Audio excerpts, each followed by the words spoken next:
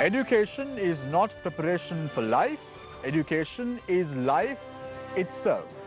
Good evening and welcome. This is Face the Nation. Our topic of discussion today revolves around the subject of education. We are discussing about the Kdu Defence University Bill, which is proposed to be tabled in Parliament in the first week of August. To discuss all this and more, we've invited four eminent personalities to our studio this evening as well. All of them are very well-known academics in Sri Lanka. Let me quickly introduce them to you. Joining us this evening on the show is Dr. Mohammed Mahiz, Senior Lecturer in Sociology, University of Colombo. Dr. Atulasiri Samarakon, Senior Lecturer, Open University of Sri Lanka. Dr. Harinda Vidanage, Head of Department, Faculty of Defence and Strategic Studies, KDU. Dr. Namali Sirisoma, Director, Career Guidance Unit, Kdu Defence University.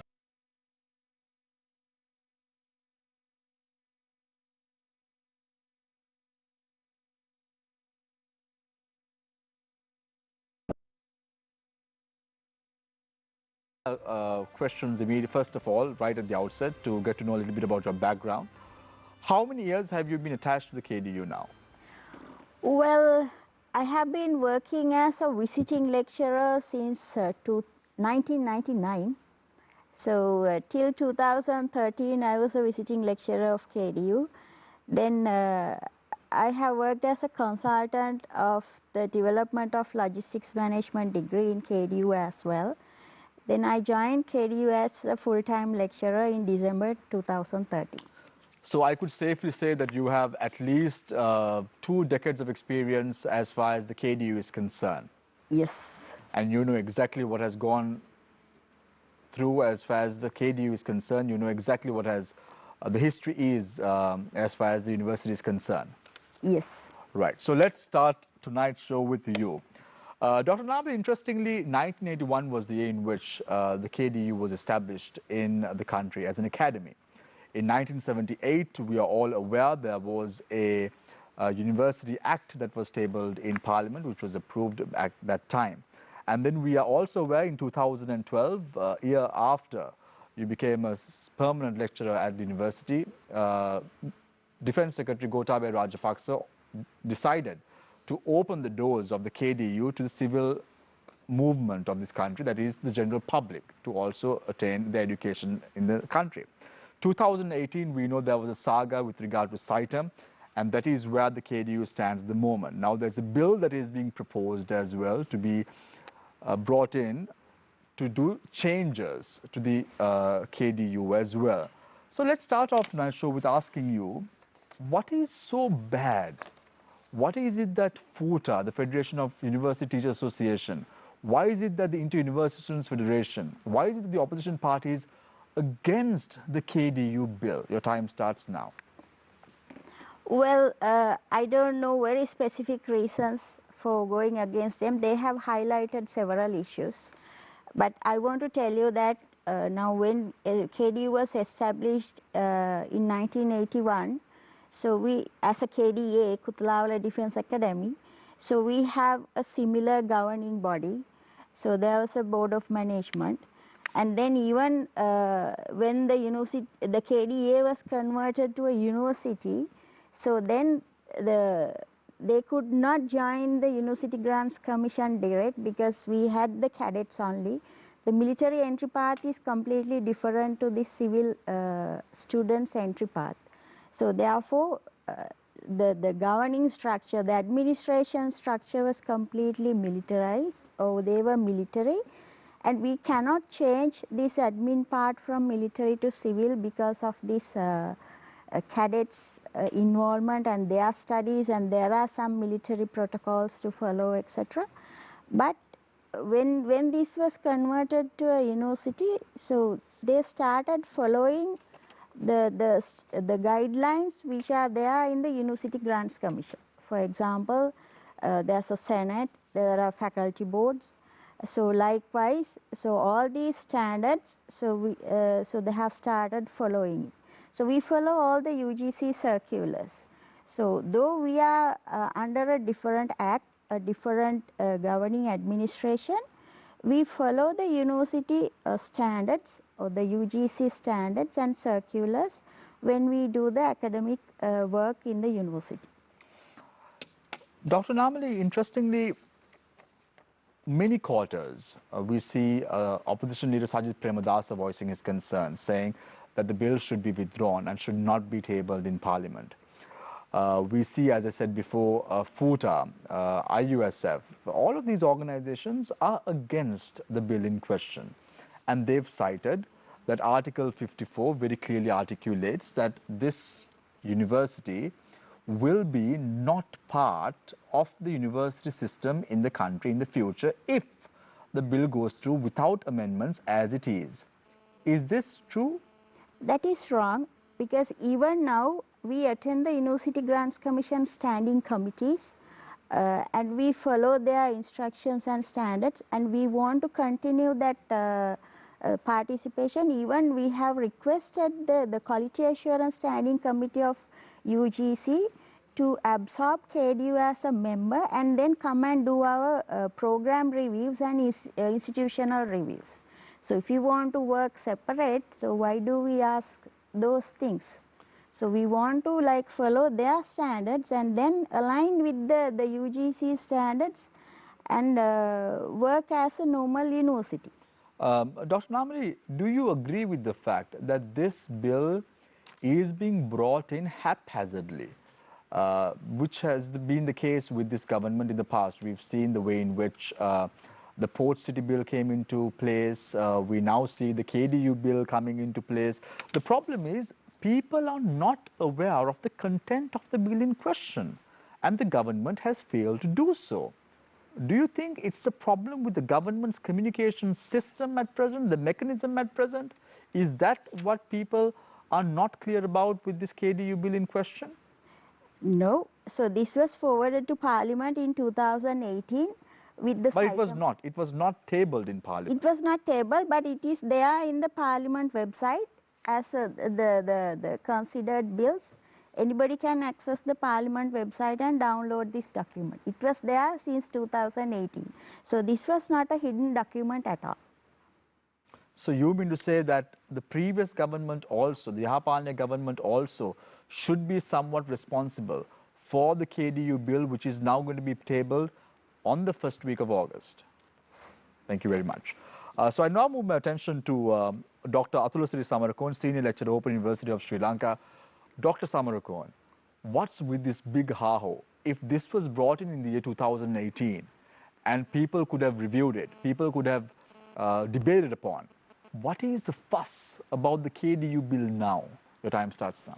Yeah, thank you very much for having me in this program tonight. And well, as Samir said it correctly, in 2018 this bill was first tabled in Parliament, but due to the situation prevailed during that time and due to a lot of resistance again from the academic community, etc., the government had to withdraw the bill.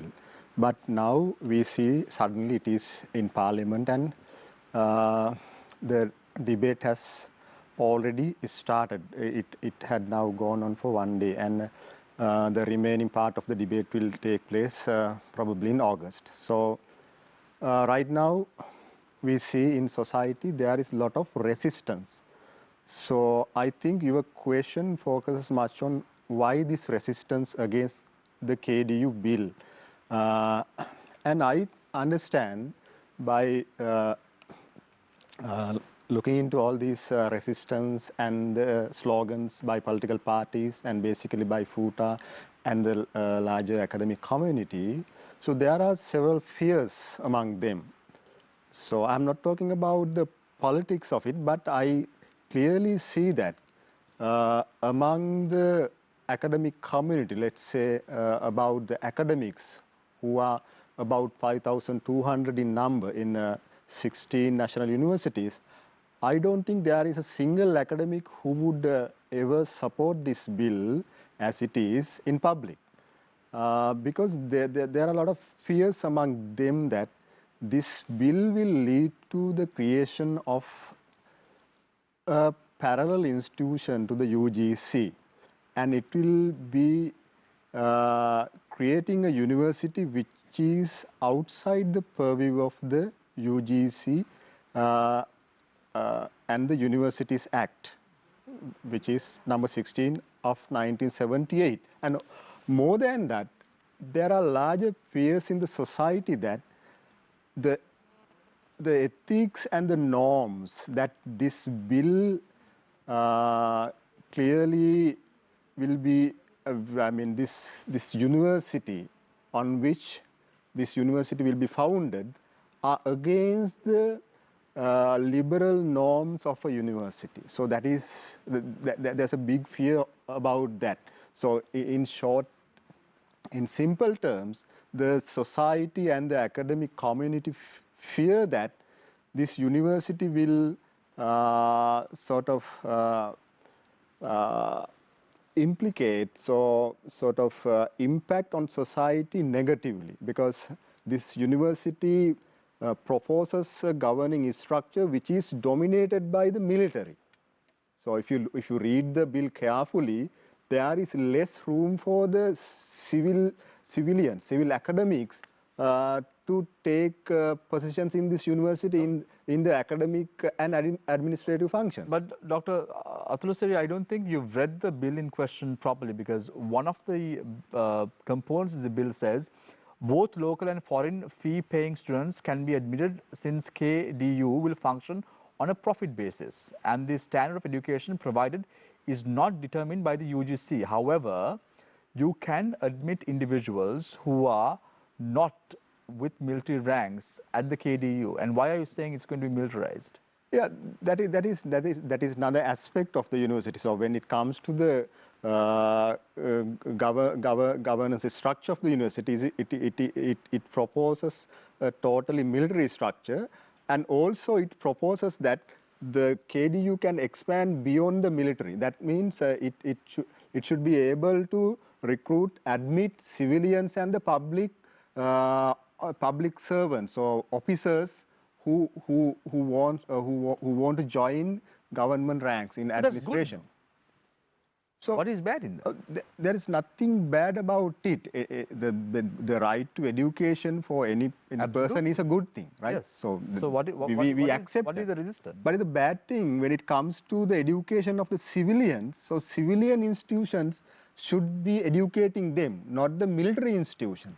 So the fear in the society is that KDU, which proposes totally a military structure, is going to educate the public servants and the officers and other civilians, and so then the education, the kind of education that the KDU, the future KDU will be imparting in society will be more or less military. So I want to ask you a question, Dr. Athuluseri. Yeah. Now, by bringing forth this bill, do you think the quality of education at KDU will diminish or deteriorate? Yeah, actually now this... How so? Yeah, because when it comes to quality assurance and accreditation, the university itself is going to look after that. University, the bill suggests that the Board of Governance can appoint committees to look after the quality assurance and accreditation. But that is not the way it happens in other universities. When it comes to the quality assurance and accreditation, the UGC and the accreditation committees that the UGC appoints have a bigger role there. Right. So you cannot look after your own quality. You can't because if a certain institution is going to give us an idea about its quality by judging itself, there won't be any assurance that there are standards in it. So when it comes to assure the standards of any university, there should be an external body to sort of evaluate the quality of that institution. Right. Okay. So that is a norm, actually. Right. Thank you very much, Dr. Athuluseri Samarakon, Senior Lecturer, Open University of Sri Lanka. Already questions are being formulated by our journalists as well to grill the four of you after the first round. I want to speak to Dr. Harindra Vidanage, Head of Department, Faculty of Defense and Strategic Studies, KDU. Dr. Harindra was a celebrated director of BCIS, so good job on that, and congratulations on a new appointment as well, Dr. Harindra.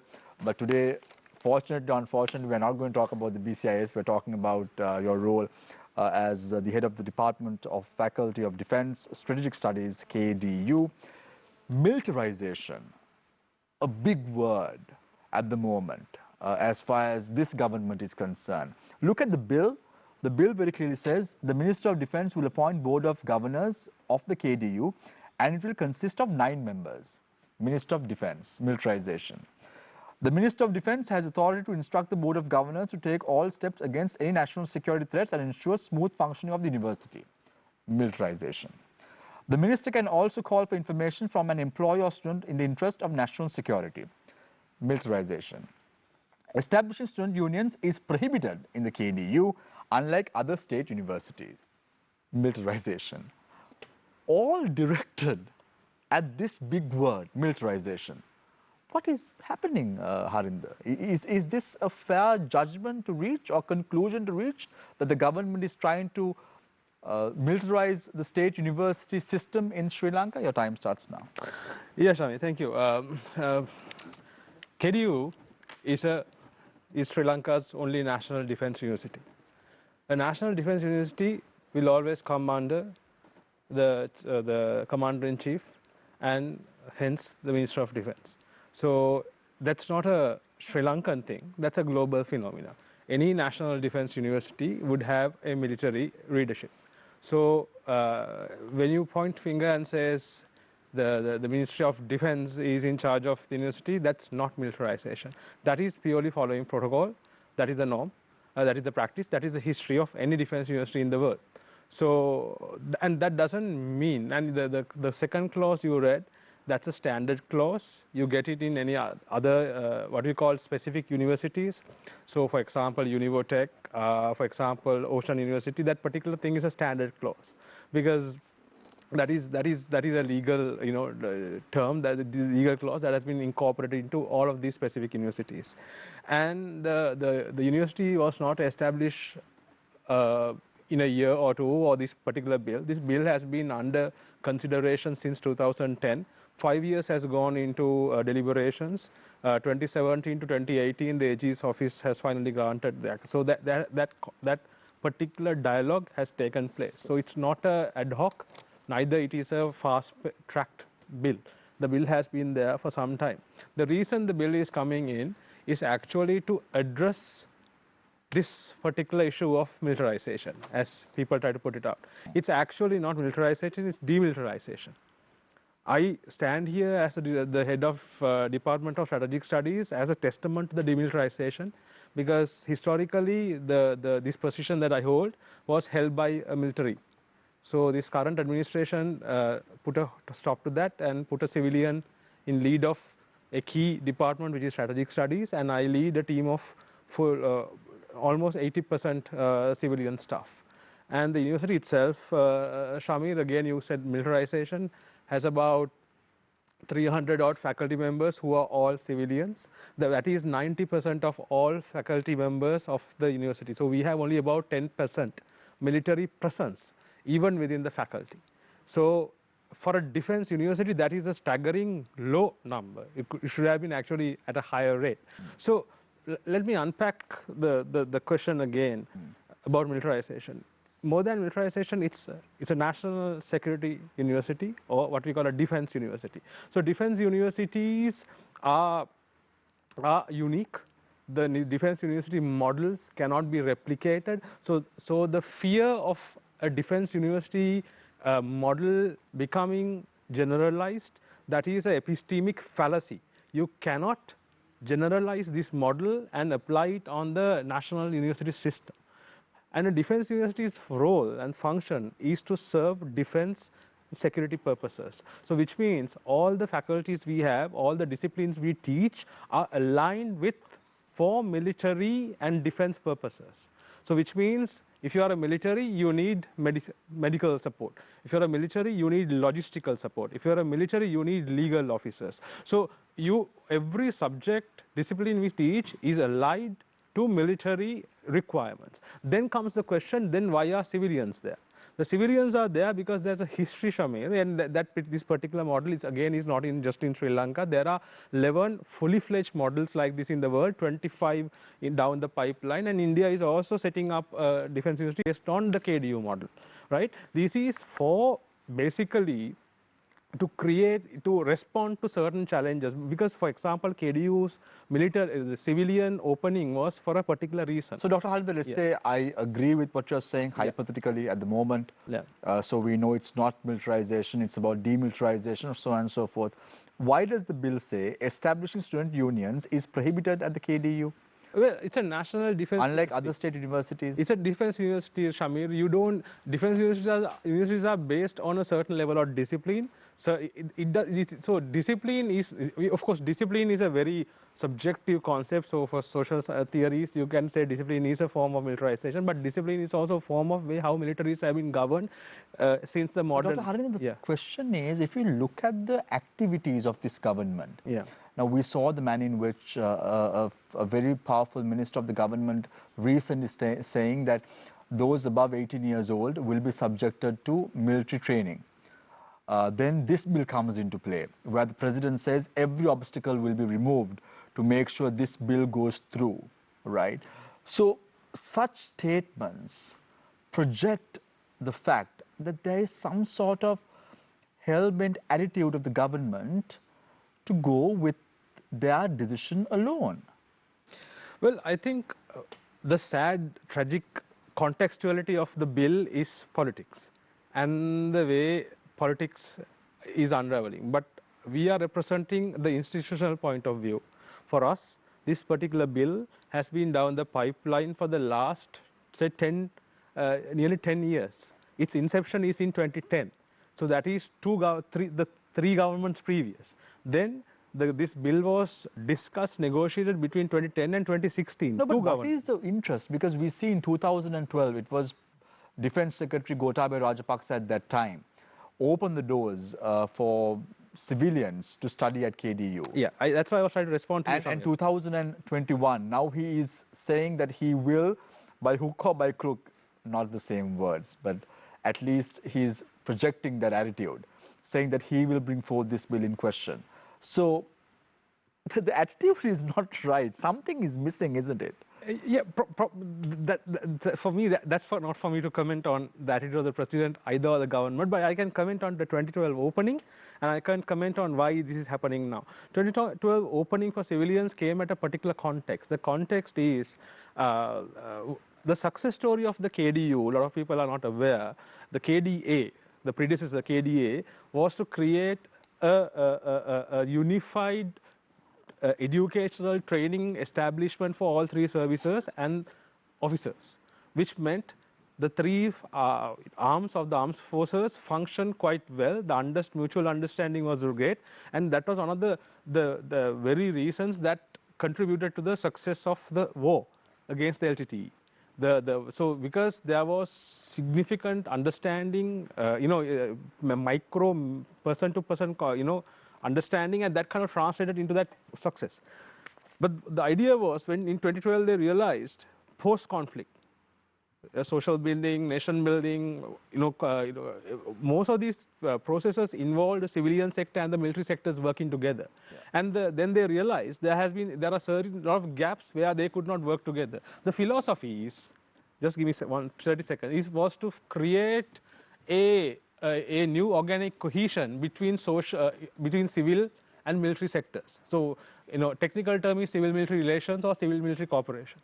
So that was an experimental opening of education culture that could, in the future, maybe a couple of generations later, would contribute to a more of a stable, secure society. So the caution I want to bring is, this is not a model that the KDU wants to replicate in other universities. This is what the KDU is trying to do as a university to serve that particular purpose, against security and defense. Yeah, thank you very much, Dr. Harinder. But just to look at the past, revisit the past, because you spoke about 2012 to a question that I posed to you earlier.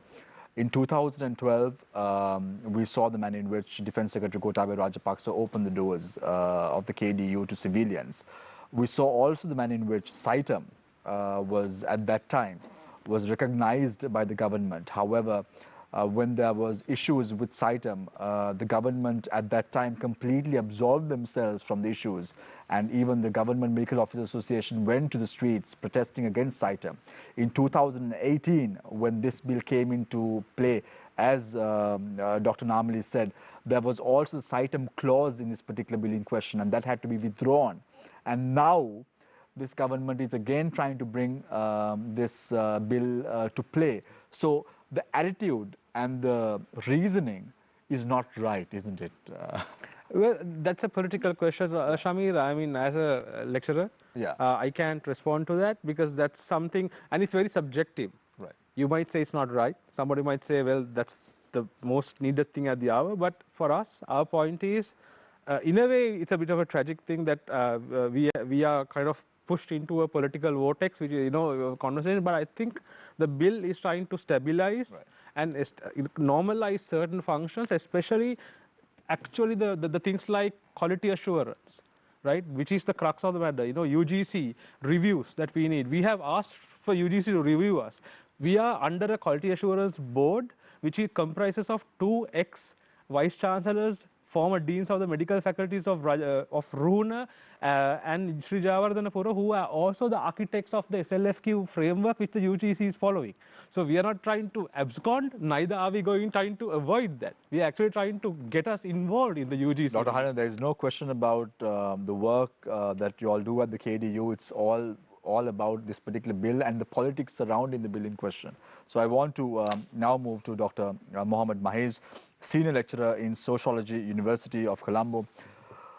Dr. Mahiz, what's this fuss all about? Harinder says no militarization, it's all about demilitarization. He even quips his appointment to the head of Department of Faculty of Defense and Strategic Studies as the way to go about.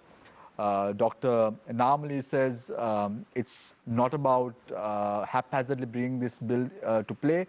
It has been happening since 2018.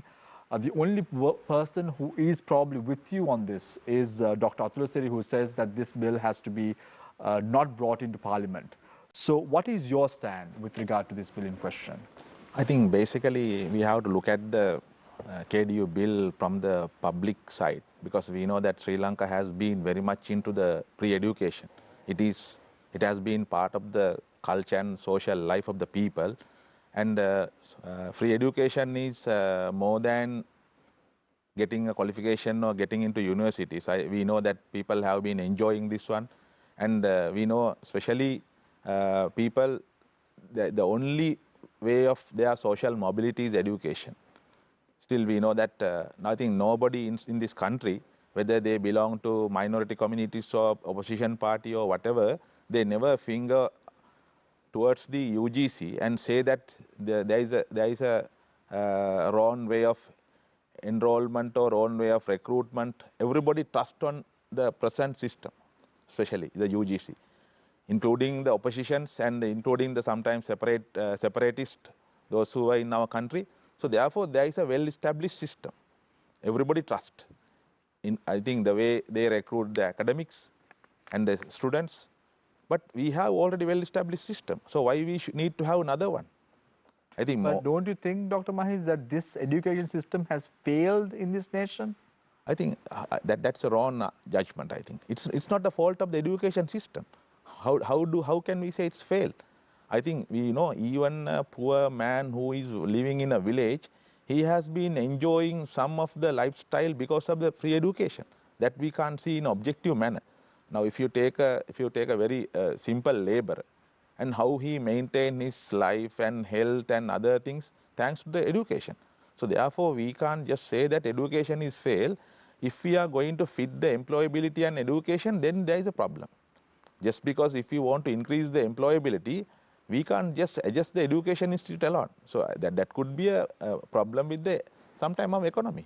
So opening the doors for civilians to come into play, the KDU bill allows individuals and also even the government to earn some money through the university in question. So this isn't a bad thing, is it? I think you are correct. I mean, we need to provide as much as opportunities for the people to go into the higher education, because the state university recruit around 10%. but there are 90% students, they need to have higher education. But even government already gain some income from the tax of the public. So they can invest that public tax money promoting the government universities. But let's be practical, Dr. Mahez. Uh, Forget about the fact that the government can get tax money. We are almost in the verge of bankruptcy. Yeah, but so let's be practical. So but we have to think about the future, isn't it? Now, anyone could say it's well and good. Let's use the tax money to uplift the education system in the country, but practically it can't be done. But why should government go into like investing money and try to earn profit from the selling education? I mean, we know that whenever there is a two system, for example, now like a public transport and private transport, and if they are going to have another system parallel to the state system like education, there will be a crisis. Now, tell me an example of a failed state because they sold education. Tell me an example so we know, okay, there is an example elsewhere in the world, yeah, and henceforth that is going to be adopted in Sri Lanka as well. So tell me an example for that. I am not telling that selling education is a failed system. Because that is not in anywhere in the world. Let's take a look at Fiji for an example. But here there are two parallel things US are happening. For an example. I mean, it's more than privatization and the selling and the militarization. Three of them are happening at one time. So that is a serious issue that we are experiencing now. So you are saying militarization is the problem at hand at the moment. And it's not to do with the bill in question, but the militarization is a problem. Militarization plus it has to be done in a proper channel, in a proper way. But it's in an unethical way they are proposing, and they are trying to do it even during the COVID-19, and no, it's not well discussed. It's not well taken into this was brought in 2018.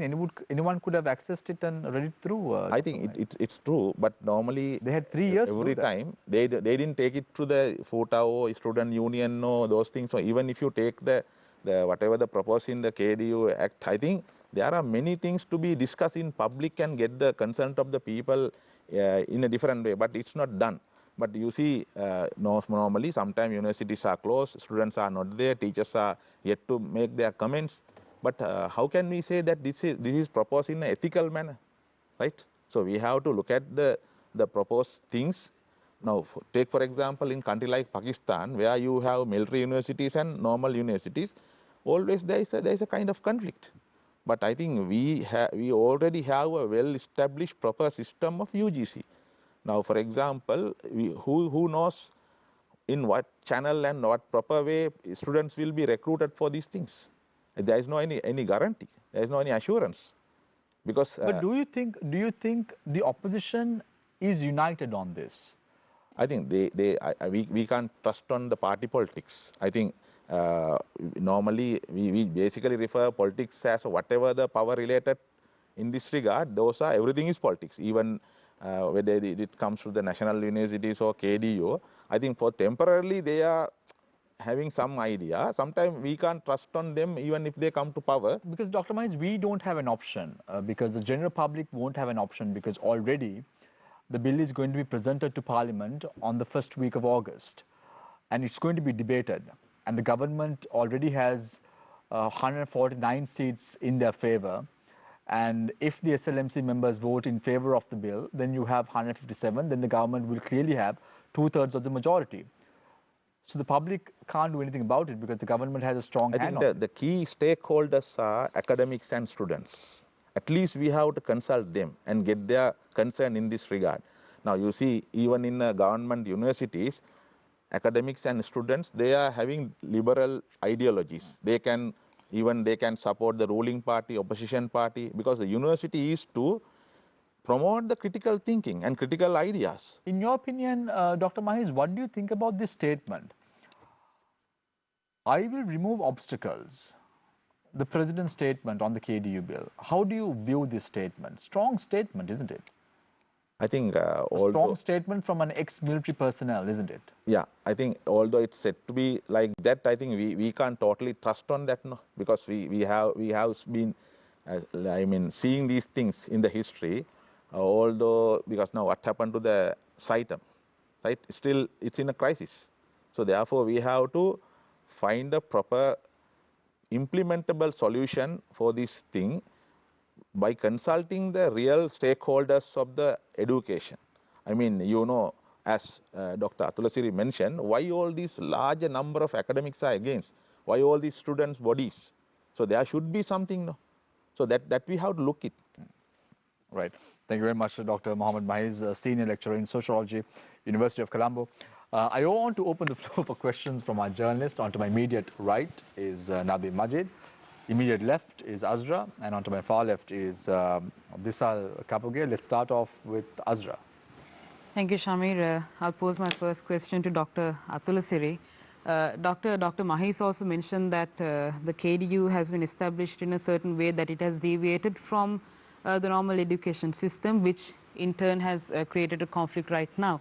But President Gotabaya Rajapaksa, I think a couple of days ago, assured that this will be brought under the University Grants Commission. So won't this solve some part of the problem? Isn't this an indication that maybe they are listening to the concerns raised by the people of this country? Yeah, it won't lead to any solution, but it will further solve the crisis side of this problem, because now if you carefully listen to what the president proposed there, actually he, in a very authoritarian manner, he told that he would remove the obstacles in the Universities Act. Actually, what are the obstacles in the Universities Act when it comes to establish a university? Because Universities Act is there to provide for establishing universities. So then the Universities Act is the most proper instrument which can be used to establish a university. So I don't think that there are obstacles in the Universities Act. But if you have certain interest other than the interest of a university, right? So we don't know what are the interests behind this act actually. So we have an act, so there are certain words. People say it is the same act which came in 2018. I would say no, it is not the same act. At least it is not the same context. It's a different, totally different context.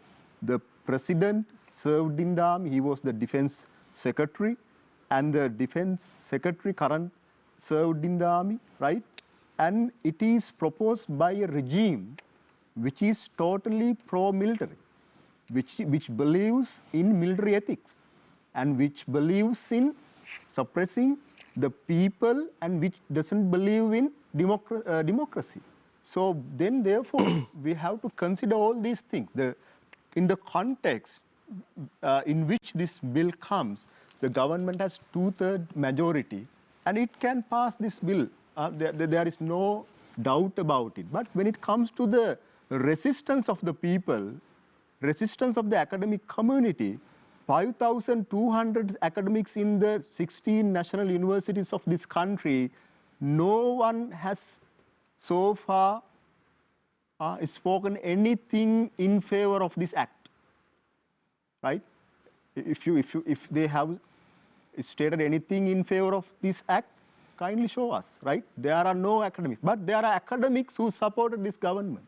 There are academics who brought this government into power, right? But there are no academics who support this act. There are no student unions. There are no political parties, maybe except the governing party. But most of the minor parties in the government, they also have certain reservations on this bill. So there is something in that. So we have to look into why there is a lot of resistance. So in my understanding, the resistance is because this bill drastically would lead to militarization of education. And on the other hand, do you mean to say, this Dr. bill will lead to privatization. Do you mean to say that the KDU will not come under the purview of the University Grants Commission? If the KDU wants to come under the purview of the UGC Act, so the KDU bill has to be amended, not the UGC Act should be amended. So that is what should be clear.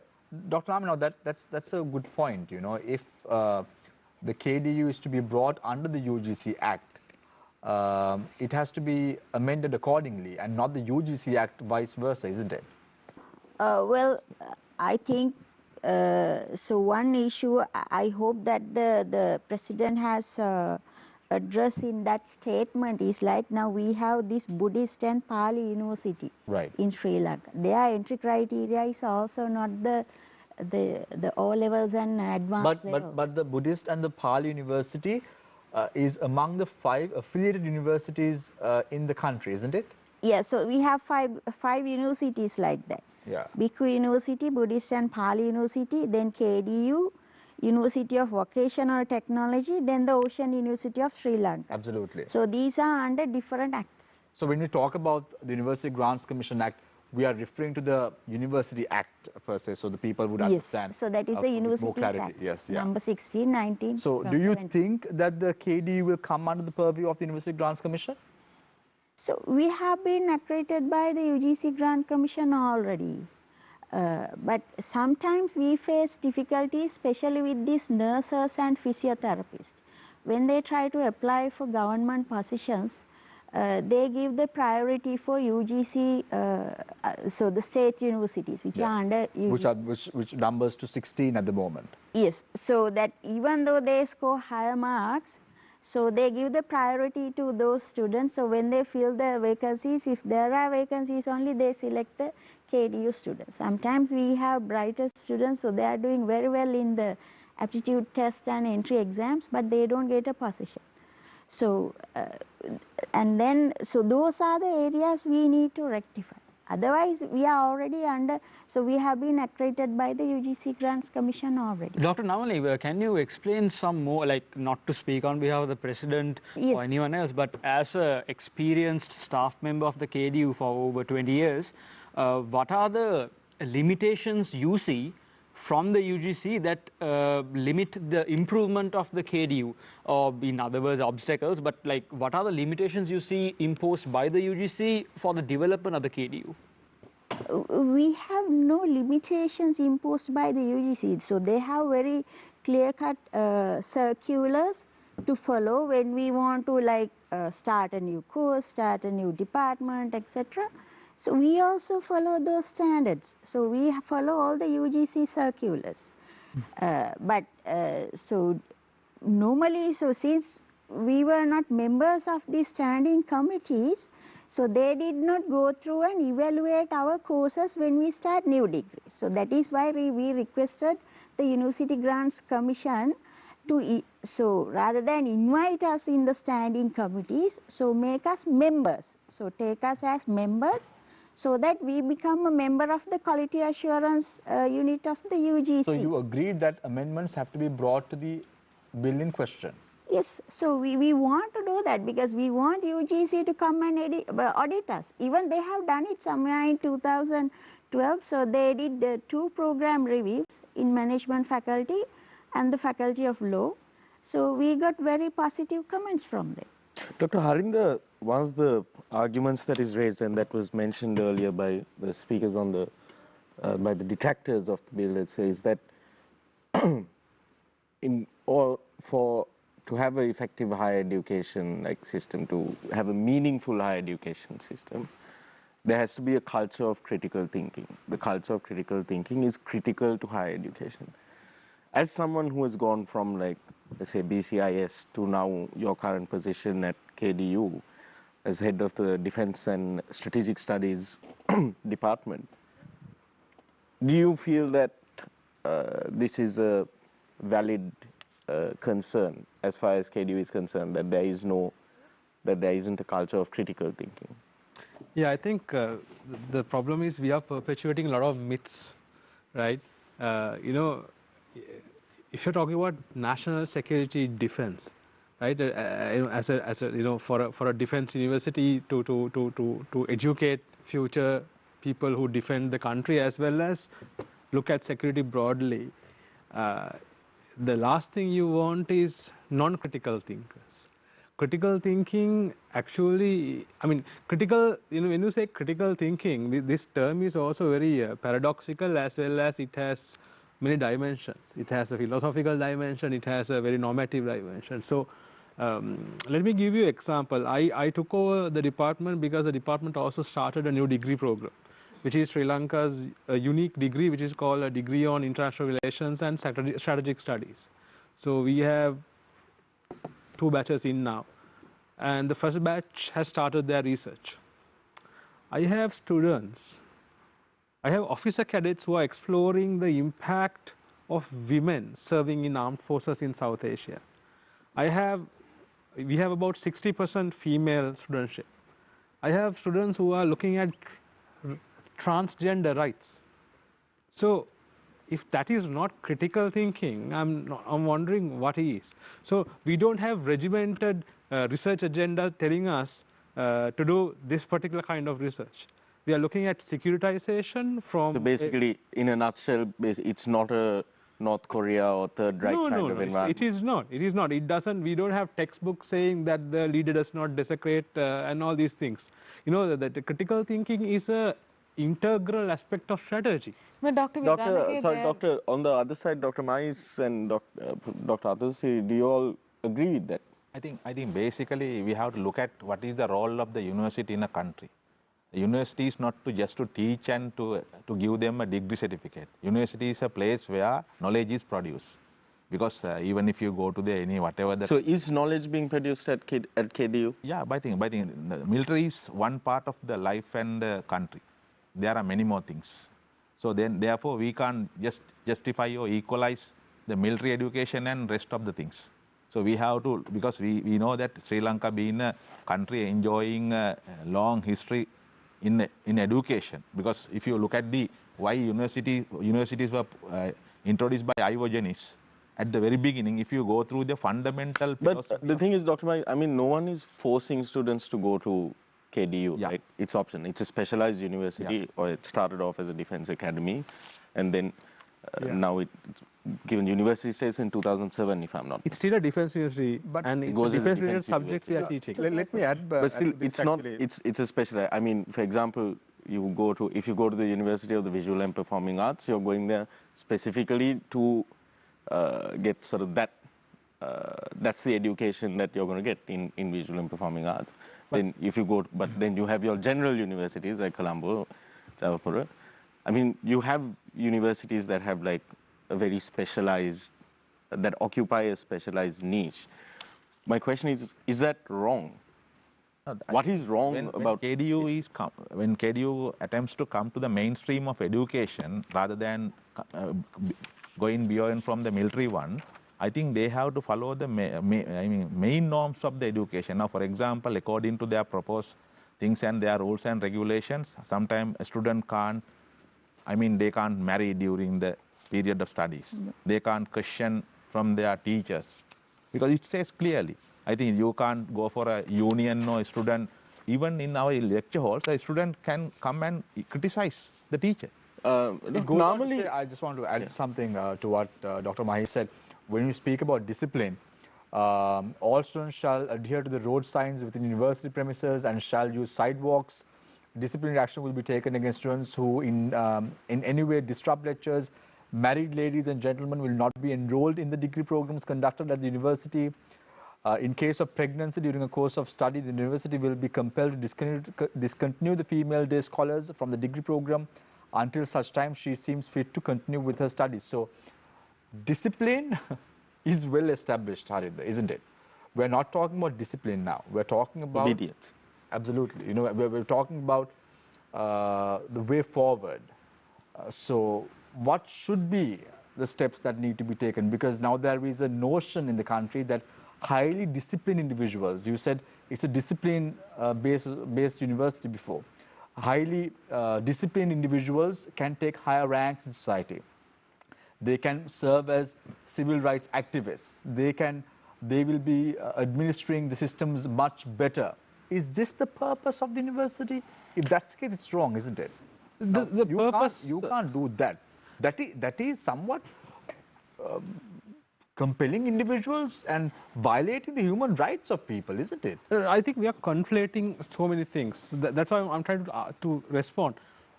The Defense University anywhere in the world serves a specific purpose. The way the curriculum is done, the way the processes are done, and again this myth that we are going into we are trying to mainstream education like other universities, which is not the case. Our focus is defense, and the subjects that, for example, as I said earlier, so we are the students who join us, as you rightly said, comes with the choice. They know or exactly they are walk into. So this was the same idea in Malaysia. This is the same idea in Indonesia, where you have civilians who want to say you want to work in the immigration services. You want to look at the policy makers' job in the security sector. So these are people who come, I mean, who's given that particular choice. We are never trying to say we want to mainstream that kind of programs in the state universities, because we all should agree, I mean, looking at the past 10, 20, 30 years, we are talking about student unions, we are talking about student politics. Where has it taken us, right?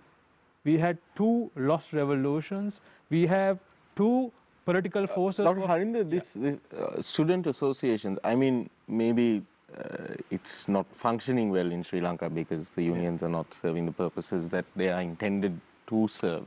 But in a lot of universities, major universities around the world, student unions are, again, as an important and integral part of that university and the university culture itself.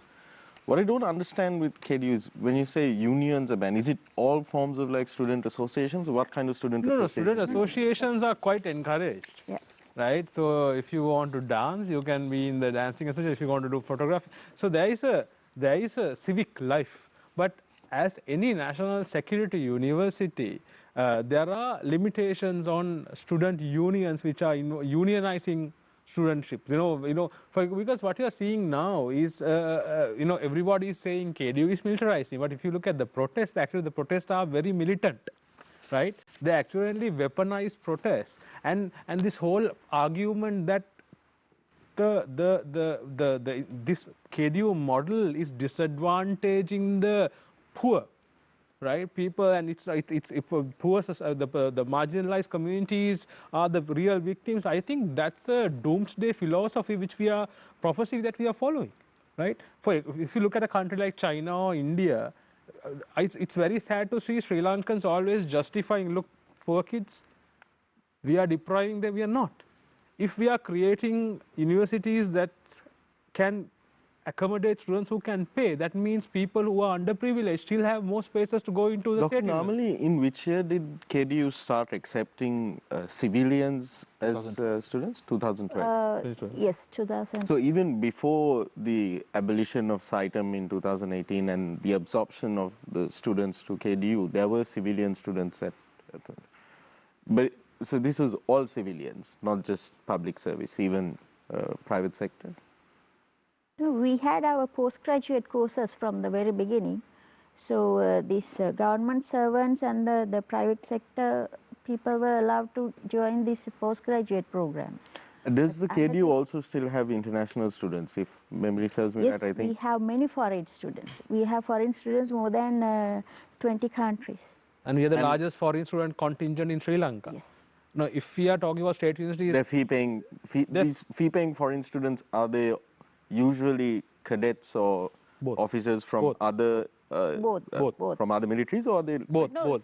Civil students and the cadets. Dr. Namali, just to clarify on the student union issue, now you said student unions are not allowed within KDU, but then just for my information, let's say issue rises with some issue with the students, like how do they approach the management and how do they get solutions for their grievances? Yes, so there are 2 parts. So all the students are under the Faculty of Defense and Strategic Studies. Our troop commanders and squadron commanders, they look after them. They have to talk to the students. So students can approach them at any time, or else, so they can come to their respective department. Every student is assigned a mentor, and then we have student counselors, or they can talk to the head of the department. So then the head of the department will pass the message to the dean of the faculty. So they have that freedom. In addition, we have several units. So I'm the director of career guidance unit, so they can reach me at any time. We have gender equity and equality division, so they can access. We have the university counselors, so they have the freedom to discuss their issues with any academia or administrator, and then sort out the issue. Are there student representatives within the student body inside the university? So we have, normally we have, for cadets, we have the senior most cadet. So he is responsible on this, the matters related to cadets. So similarly, we have day scholars also. So they come and talk. And then we have so many societies. So then these society leaders, so we have these EXCO members, so they discuss, and then they discuss with the lecturer in charge or the department of the head. So there are so many opportunities to discuss their issues. And the Dr. Samarkun, doesn't this sound like a more attentive education system, though? I mean, authentic. Now, after what Dr. Namli was just saying about the procedure and how certain things are done, keeping the fact that certain disciplinary measures are somewhat, let's say, beyond usually how a state university works. It is very much okay and within the military ethos to have a highly disciplined culture. But we are talking about the civilians, actually, civil or liberal education system. So here, after this bill would be passed in Parliament, so we are talking about the future, actually, what is going to happen next as a result of the KDU Act. So as Dr. Harinda and ma'am may be right. Right now there may be certain freedom, etc. at KDU. But what would happen after this bill would be passed in Parliament? So that is where actually we now focus much on. So what are the clauses in this bill that says that it's going to be militarized? Can you bring for you the bill? With bill never says that it is going to militarize, but you said that you said that you agree with Dr. Namali and Dr. Harinda with regard to the freedom that they have university students. But when the bill is passed without amendments as it is, hypothetically, then their freedoms will be suppressed. Is that what you're trying to say? Yeah. So how? One thing is clear. I mean, clearly that bill states that there won't be student unions there, right? The minister discretion will be very much has been very much emphasized by the bill, and the entire board of governance. It is highly. But Dr. Atulsiri, when Harinda made his remarks earlier, he said that. Yeah, shall we be clear? Shall we be clear on the idea of university first, right? No. Let me add now. Now you can add that, but I just want to pose a question to you as well. Yeah. Dr. Harinda said that defense universities across the world. No, that is also a greater fallacy, right? What Dr. Harinda, I'm going to prove that, right? Okay. So I have this constitution of the National Defense University of United States. If the KDU can follow this one at least, right? This is from one of the most liberal states in the world, United States. So this constitution, in its core values of the National Defense University, which is in Washington, D.C., right? It clearly states that academic freedom, that is one of the core values of that university, right? Can this value be incorporated into this bill? Then I will support this bill. So this NDU of USA states that we will protect free expression and foster open intellectual exchanges based upon professionalism and respect for others. So can the KDU accept the core values proposed by the NDU of USA, not Indonesia or not Malaysia, which are highly authoritarian type countries, governments, right? Yeah. Can the KDU bill be amended, right? Can the KDU bill be amended following the US Defense University, NDU, right? If they can, sort of follow these values, which are very much similar to the values suggested by the Lima Declaration of 1988, which actually establishes the idea of the freedom of university, academic freedom. So if any university in the world is not in agreement with the Lima Declaration, that is not a university, right? We are governed not by the government or not by the UGC, but by the universal ethics, UN-centered ethics, which are our norms actually, which are our values, right? If any can we listen to Dr. Harinder's counterpoint on this, or whether he agrees with you? Yes, Dr. Harinder. Yeah, I think I agree totally with Atula on the idea of academic freedom. I mean, that is a fundamental thing. KDU teaches any new recruit that comes into KDU, because our staff development center, like every university, we train lecturers. Even if I am the most senior lecturer coming as a new lecturer, the first lesson is on academic freedom. Ironically, Dr. Atula cites NDU. NDU US is a different model. NDU is mostly targeting more, it's not undergraduate or anything, it's more about, National Defense University, which try to focus us to bring together policymakers, civil sector to kind of address certain programs. It's a bit different from the model that KDU is about, because national defense universities across the world have certain different models. For example, Australian National Defense University is pretty much, there are similarities. The South Korean National Defense University has a similarity with Sri Lanka. So the US has so many types of military institutions. So, for example, you get West Point, right? Nadim, I just want to get... no, I will answer that as well. Yeah. So, if I can just like to clarify, to add context to what you're saying. West Point, I will answer You that. take the West Point Academy. Now, initially when Kotalawala Defense Academy was set up, that was, I mean, that's kind of like the, let's say, I don't mean to sound Western oriented, but the US Military Academy at West Point is considered the gold standard of military academies. So the Kotalawala Defense Academy is sort of like started out like that. Do you feel that the current KNDU bill is trying to create an amalgamation of your West Point style academy with your National Defense University in Washington? That's a hard one, but the West Point is a fully fledged university. It has a liberal arts education system. But it's solely a military focus. But you have been nominated and like... Yeah, because if Dr. Atula is going on this point that anything which is not adhering to particular standard is not a university, then most universities would not fall into that caliber. Things like, most defense establishments, defense universities, military universities such as West Point.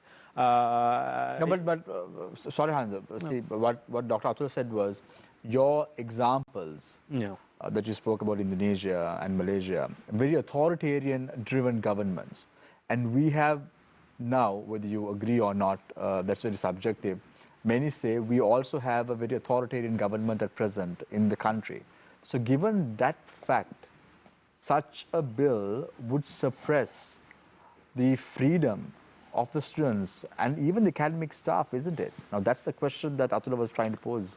Well, again, I mean, that's a debate we can have for days. So you bring the NDU as an example, and then most democratic activists such as Dr. Atula globally argue that the US is going through the most militarization of public sphere, including the police as the most militarized police in the world.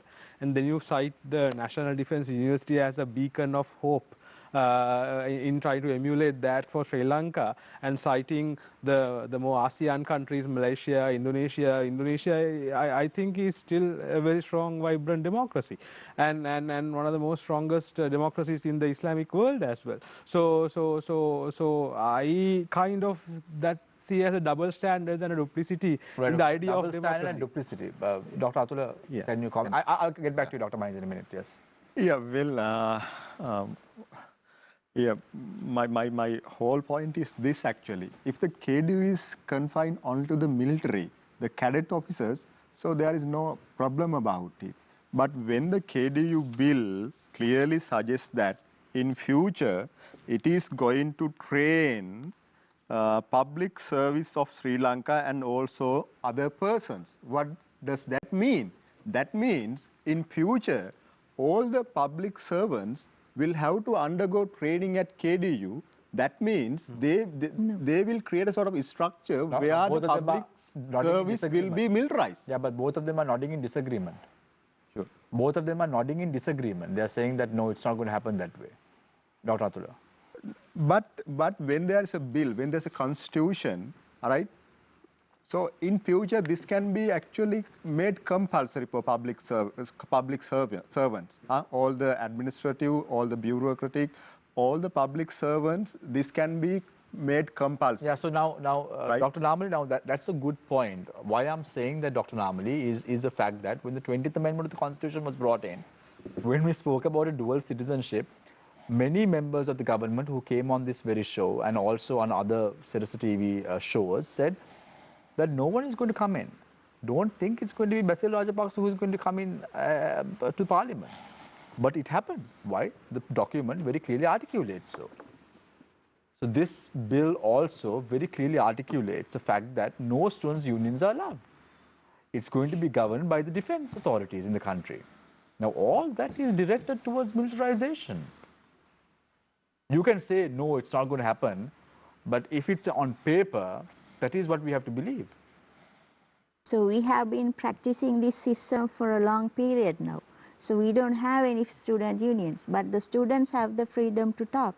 So they have the freedom to think. They have the freedom to publish their papers. No, that's a wrong analogy, Dr. Namali, because you all only opened the university for civilians in 2012. Yes. You can't expect everyone to be happy with the or protest against the system 10 or 8 years down the line. That will never happen at any university. So that's a far-fetched thinking, because it was governed by the university administration, by the KDU office bearers since 1981 as an academy, 88 as a university, and then 2012 it opened to university students. So you can't say that because if you look at the past track record of the university, students are free to talk. This is only 8 years that we're talking about.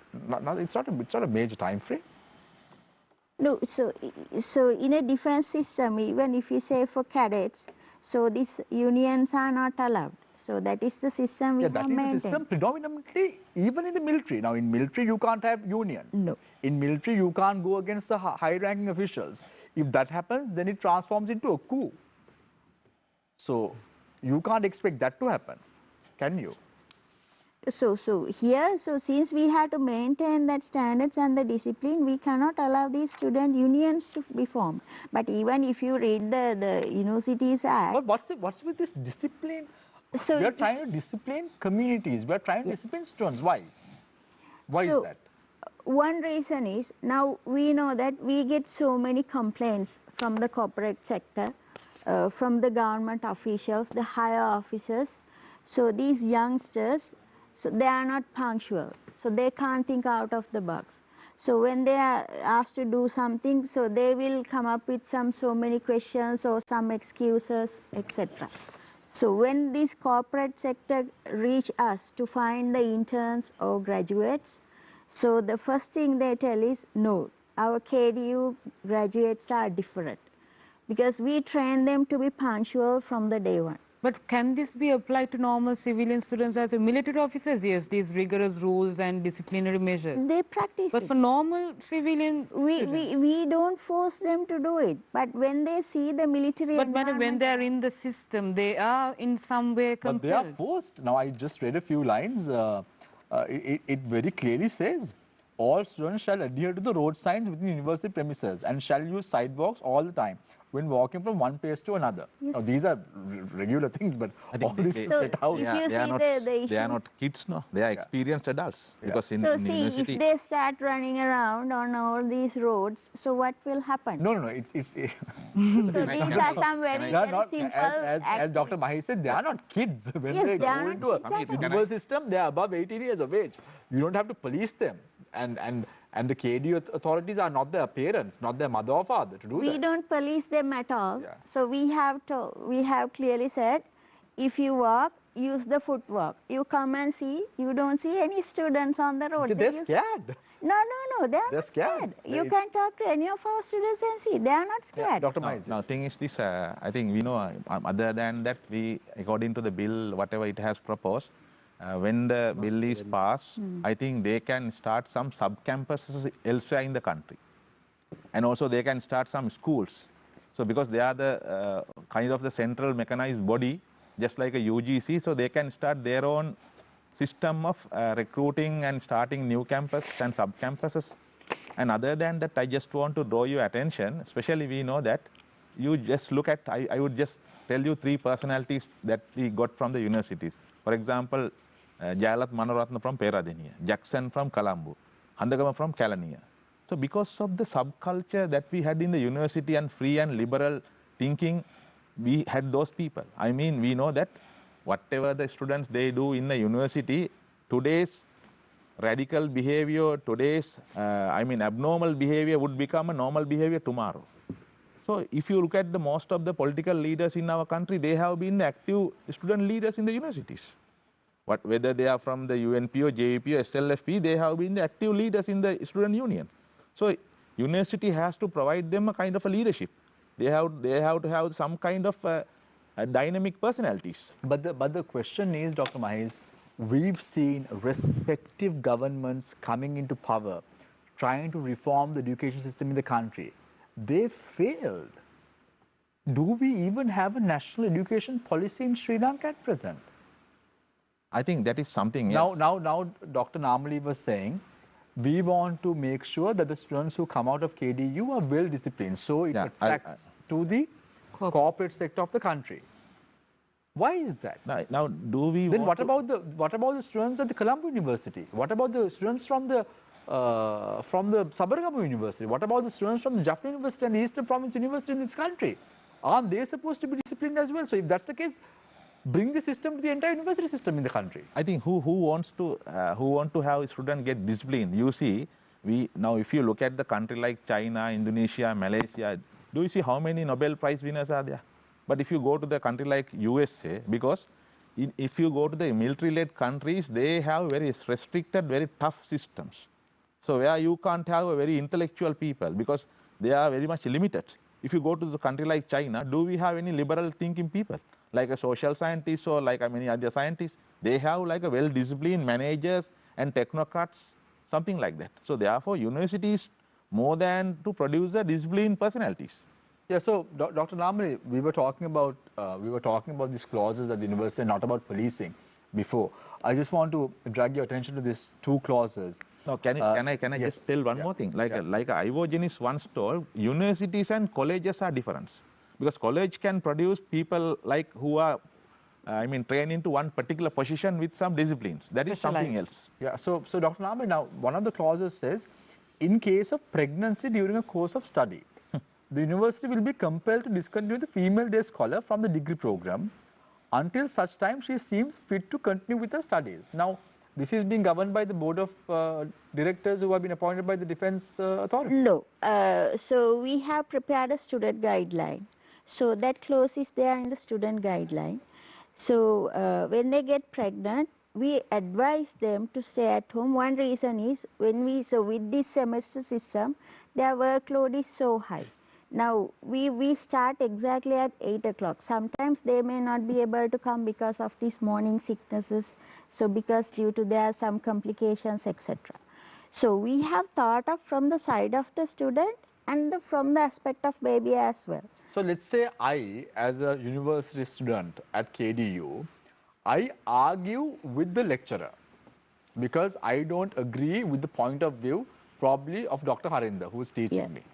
What's going to happen to me? Nothing will happen. I will tell you, based on the guidelines of this particular book in question, it says disobedience or disrespecting or arguing unnecessarily with the lecturers is a punishable crime.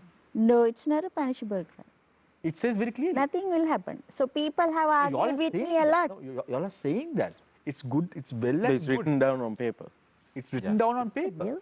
Yeah, it's there. Yeah, it's in the student handbook. It's in the maps in the handbook. Yes, it's in the student handbook. Yes. So that doesn't sound like... No, but nothing happened. No, so we have to change that. The problem is, doctor, you It is can't written say in nothing will happen, because at the end of the day, if something goes wrong, they will take the piece of paper and say, guess what? It's on the handbook. And we took action. And Dr. You Harinder, agreed just to add to what Shamir said. I'll respond to that. Yeah, so now you talked about some liberal subjects being coming into the curriculum of the KDU. Now, as our other panelists said, critical thinking, like Shamir said, the ability, the freedom to express your opinions and also argue and clash on opinions with your lecturer is a critical thing when it comes to liberal arts subjects, especially. Like being a student of liberal arts from a state university, like I understand, it's a very critical thing. So, do you think these things should be amended in the future if the KDU needs to improve its, its university? Yeah, I think, I think Kdu also is evolving. It's adapting. So even this bill we are debating today, there may be amendments proposed, and Kdu will probably go with some of these amendments, because the thing is, we want Kdu to progress. And the other thing is, against the fear, the existential fear that we are going to perpetuate this model across the system, we are not going to do that. So the handbook probably is a little bit dated, probably looks more at because, as you say, it's a work in progress from 2012 till now. Because most of the students are quite argumentative, because if you're doing a liberal arts subject, you can't just listen. There are so many students with very strong opinions, and some of them have very strong opinions. So that doesn't prevent them from arguing. I think probably wording can change, but we have no culture of such. The debate is very strong, actually. But Doctor, when there's something like that written in a handbook, even if I am to come forward and speak to you, I'll always think twice. No, isn't there like a mental barrier in the student's mind? A self-imposed censorship, Azra. Well, yeah, that's pretty interpretative, Shamir. But we are students, because we teach there. I teach there. I have taught in the state universities. I have taught in the US for the 5 years. I am teaching here. So the debate, the opinions are pretty strong. So I don't think that is preventing. Of course, that's something we can take back, actually, and discuss. About how we... That is what we're doing right now. Yeah. We're trying to be a pressure group to the government the to bring in amendments. Yeah, I'm not trying to say, no, this is what we are going to do, and that's not the KDU. Yes. KDU is in evolution. Dr. Lamre, just to understand, what was the objective of Sir John Kothawala when he gave away his immovable property and money to establish the KDU? What would have been his ultimate objective? So he has given it to develop as a training institute for military people. Yeah, so military people, not open it for civilians, to make sure that the university professionally helps to build the military of the nation. Am I right? Yes, but that time, of course, if we consider the university system, the demand for university students... But do you think because of that Sir John Kothawala must be now turning in his grave to see what is happening with this university in question? So we have not destroyed any military education there. Rather, we have improved it to an advanced level. So when the KDA was there, so I was a visiting lecturer. So we didn't have labs. So we sent engineering students for practicals for University of Moratuwa and then for some other universities. Now, if you come and see the lab facilities, the library facilities, the auditorium, and then we have 24-hour lab facilities and the research databases we have. So all these cadets and the military officers, they get the advantages of that. Now we are thinking, so we have so many patents. So we have done a lot of advanced researches, and all the military academies are affiliated to us. So, Dr. Mahiz, just want to understand, with regard to the education system in the country, do you agree that there is a problem with this education system in Sri Lanka?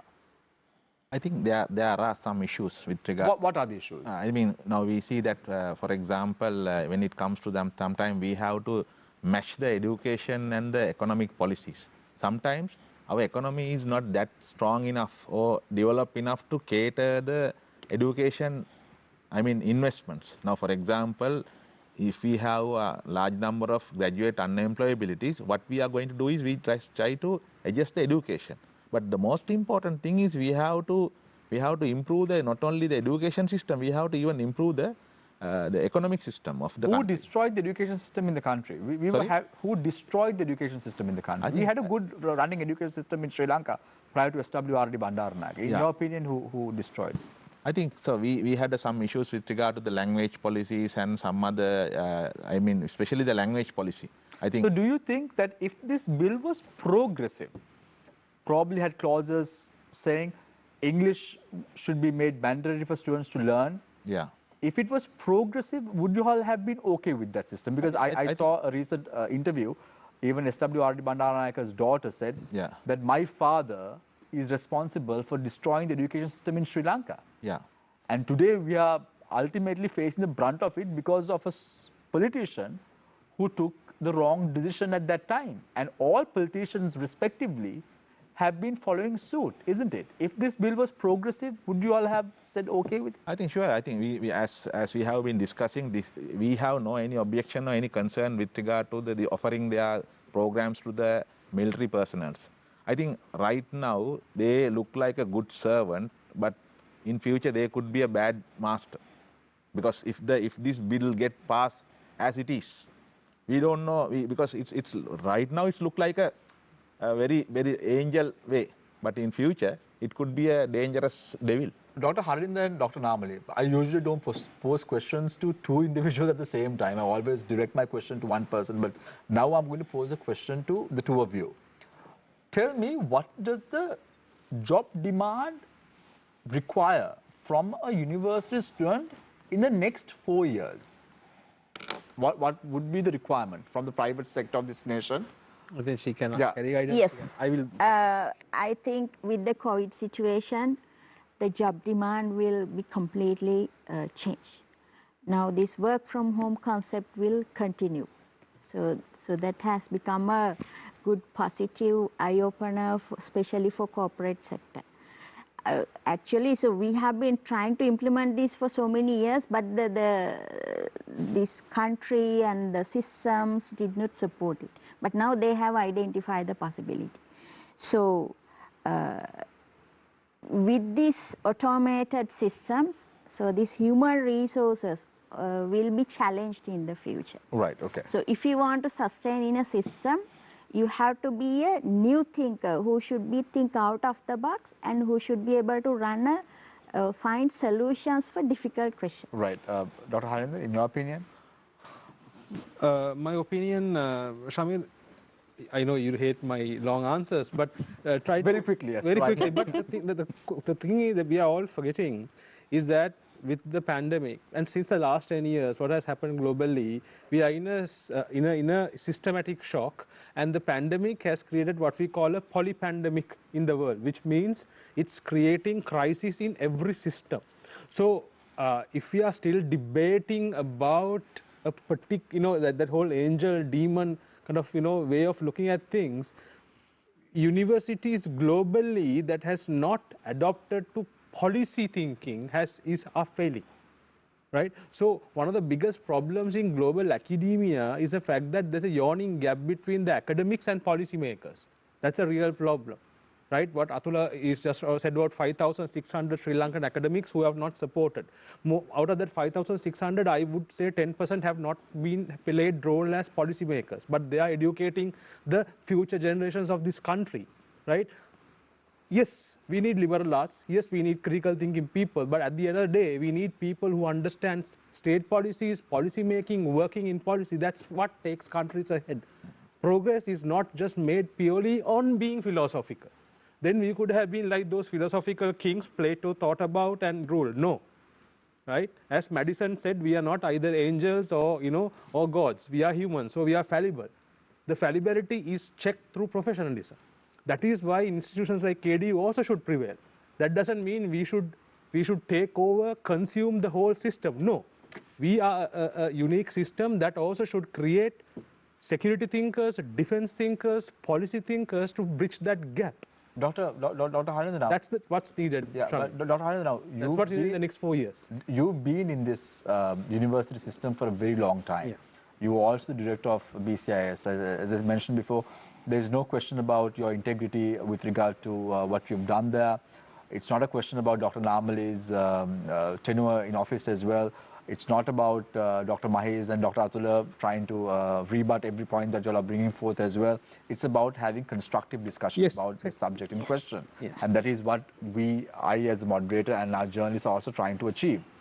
So now, do you think that the Sri Lankan university system, the students that are being produced in these universities, state universities, are critical thinkers? You think a majority of them at least. Do you think majority of them fit the future job roles in Sri Lanka? Do you think that these students think out of the box? Do you think that these students can face an interview without a problem? I will tell you, in my experience as a CEO of a private sector company, I would shy away of hiring a local state university student. I would always prefer to hire a student who has studied overseas and come to Sri Lanka.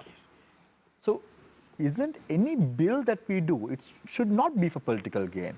It should be to make sure that Sri Lanka is turned into a progressive nation. Shouldn't that be the order of the day? That should be, I totally agree. All four of us, I think, are products of state universities, right? And we all had our journeys. So none of us are discounting that or discrediting that. Of course, what we are trying to say is, as you correctly says, majority may not. We are all, most of us are makers of our own kind of, we are all self-made people. None of us, I think, I have known Dr. Atula, Dr. Mahesh, we three are from Columbia University. So we have seen, and the sad part is these days there are people who are fighting for free education in Sri Lanka who has not gone even into the university for just for a small reign, and now they are talking about as progressive people from representing progressive parties. But as you say, yes, there has to be rectifications. That is where I think the students should get the strength, the support to build their morale, to build their personalities, to face the future, not to throw them on the roads and be made foot soldiers. Dr. Atula, now this is the very point. This is the very point. Let's talk about, let's set aside politics and let's try to reform the education system in the country. What is the way forward for Sri Lanka? Yeah, I mean, we should seriously look at this issue, as you rightly pointed out. So we need to reform the system, and where to begin it. I mean, it is we can't begin it by militarizing the system, so that will worsen the issue further. So if you sorry, Dr. Atula, but if you look at the past, even this militarization happened in 2017 as well. I can give you a classic example where the IUSF leader at that time was arrested when he was protesting against the anti-Saitam protest in the country at that time. So this has not been only the militarization with this government. It has happened in 2017 also with the Yapalne government. And then the JVP and the other parties were not really concerned about it at that moment. But this has been happening, right? Yeah, militarization has been there, but the problem is when the system is going to formally, institutionalize it. Now, through the Kdu Bill, what is going to happen is to institutionalize militarization. So right now we don't have that. Now we have that we have that informally. Right now the Kdu offers degrees to civilians, and but the bill proposes is to regularize that, and so it wants to create a separate military-driven structure to impart education in civilians and public servants. So that is where the fear. That is where the danger is, because. So as Dr. Atula, as Nadeem said, if the option is given to a student to choose, he or she can choose which university they want to enroll. So that option is available. Let's say I don't want to join the KDU, but I want to join the Columbia University instead. I have that option, don't I? I will come up with this example now. If the KDU trained graduates in future are given a certain advantage or certain advantage in interviews, say now when it comes to Sri Lanka civil service, right? We don't know what the government is going to. But it doesn't say in the bill that they are going to get advantages. That is or preferential treatment. Yeah. It doesn't say in the bill. Yeah, it can happen because. Now, how can it happen? If it's not in the bill, how can it happen? So that is. So that's a very hypothetical thinking. It may happen. That is where we are sort of discussing implications of this bill, right? So But do you nothing else, think, Dr. Nami, that KD University students will get advantages out of this bill in question? I don't think so, because whatever the systems, when they are entry criteria, there's an enlistment path, right? There is a So maybe an competitive exam. aptitude test, yeah. So maybe But some Dr. entry Atul, I mean, criteria. given what Shamir said earlier as well, Dr. Mahi said, like, your thoughts on this, what he said earlier as well, with his experience heading a private sector company and what he looks for when he's hiring people. I mean, it looks like any student that's not from one of the state universities has an advantage over over like students from Colombo or Runa or Rajarata. More than the KDU Act or bill, some politicians and some government, I mean ruling party, they are expecting going beyond that. So KDU bill is the seen part. There are a lot of unseen things.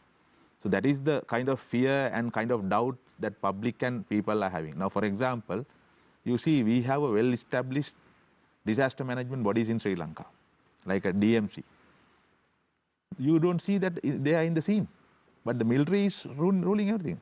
The health minister and the other ministers are in the board side, the army commander is right middle of the scene. So even without any rules or regulations or act, they are doing. So the quarantine is very much militarized. So how can we expect, I mean, I think KDU is very innocent. That is how I see. So they try to use the KDU Act for their long-term political agenda. So that is the problem. That is why these academics and student unions are more concerned about that. But do you think that the bill in question bears the hallmark of that, as you said before? I think because in Sri Lankan political culture, we can expect anything worse. Beyond the, are you trying to say that the danger is because this government, which has a reputation of having a bad record, is the reason for that? I think if you look at the whatever has been happening so far, I think because everywhere you see they try to promote the military culture. So this would be a good opportunity for that. I think KDU is helping. No, because Dr. Hari, that's an interesting point there. But there is a culture of militarism in the country, which we can see it has been exacerbated somewhat since the COVID-19 pandemic, as Dr. Mai correctly mentioned. I mean, it appears at least that it's, even with the controlling of the pandemic, it's not the health authorities or the disaster management authorities that are in charge. It's being completely militarized. Do you feel that, would you agree with the statement that, I'm sure you disagree, but do you agree with the sort of sentiment that even KDU is being co-opted by the authorities of the day to serve their own sort of agenda and vision of a militaristic state? Well, then you can make a case for many things like that. Right? Because what is militarization now? A lot of people are saying it. What does militarization mean to a simple person? Militarization, the simple definition, is the all-pervasive reach of militaries into every aspect of social, political, economic lives of people.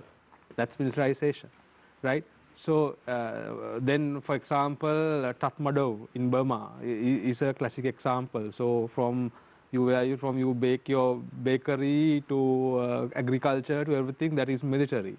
So if you're trying to bring that argument of militarization in Sri Lanka and take, now suddenly the point of origin and the kind of thing has become the KD. No, sorry, Dr. Harith, you speak about militarization in a very technical term. Yeah. Now, how the opposition looks at militarization is, how you produce people to court, and they are, after being granted bail, they are forcibly taken to a quarantine center. By whom? The police, the military. Now that is militarization. And after some time, after a few days, when there are street protests outside the presidential secretariat, after the president sees these protests being held, a few hours later, they have been released from the quarantine centers. Now, that is what militarization in the eyes of the general public in Sri Lanka. Now, I'm not saying this. Yeah. It's what the opposition is saying. Now, you are giving a very technical. No, I'll give you a very generalized response then. So, if this is militarization, we have forgotten that all universities were turned into torture chambers. Nearly 60,000 of our youth were decimated. And then by state forces as well as paramilitaries, right, which ran amok in this country. And then there were forces that took kids out, made them militants. And then now their political representatives are arguing for democracy and student freedom at the moment. Those political parties had no democratic reforms for ages. They are splintering because leadership has not been transferred to anybody. A party member cannot even marry from outside. You are talking about pregnancies in KDU, right? If that is a level of militantism, we are being, society has been, there are too many militants in this society. We have, so we are talking about discipline in KDU. So, and you have a history. Every university would like to have disciplined students coming to let me finish. Let me finish. Not argue with I'm trying to tell you. Lecturers. You take cases like KDU and now say, look, Sri Lanka is militarizing. We have gone down a worse, a torturous, a deadly, a killing path before this. And actually we have arrested that. This has stopped. People have forgotten that, sadly. I am Generation X. When you say Generation X, all of us probably are. We have gone through all these crises. We have seen worse militarism, militantism, and militarization of student minds, youth minds, and arresting of critical thinking. But that doesn't necessarily mean that we have to relive those moments. That is not. Does it justify the whole my argument, Ashra, is that if we take incidents like quarantine, breaking of quarantine arrests have happened even in the US. Even in the US, FEMA is supported by the US military to look after, to respond to COVID-19. Most militaries in the world have been activated in the present crisis, right? And there have been, there are people been protesting in European cities, people have been arrested. But is the system working, Dr. Vidanage? I mean, even after a circular was presented saying that public gatherings and protests are prohibited, based on the instructions given, according to what they say, given by the Director General of Health, we did not see people stopping them from going forward. No, we still saw people going out and protesting. They did not worry too much about these restrictions. I think the protest is an art of politics, right? The most successful protester is the most vocal, most militant, as well as the protester who can clash with law enforcement. That is the most successful protester you can ever get, right? The more you clash, more you are dragged. That's politics of performance. Protest is a pure art of politics of performance. So there are people who are perfecting it at difficult times. So institutions like KDU, we are not politicians, right? Our students, we can't put them out. We can't say, okay, guys, go and hammer the people who are protesting against you. We are not. That is discipline in KDU. That is the style of our students. That is the style. Like what happened in 1983. Yeah. Saying don't attack that, don't attack the lake house, but meaning attack the lake house. Attack the lake house. So this is the point. I am totally in agreement with both these gentlemen that our systems need to change. But Harid, if you don't mind, I want to really pick the brain of.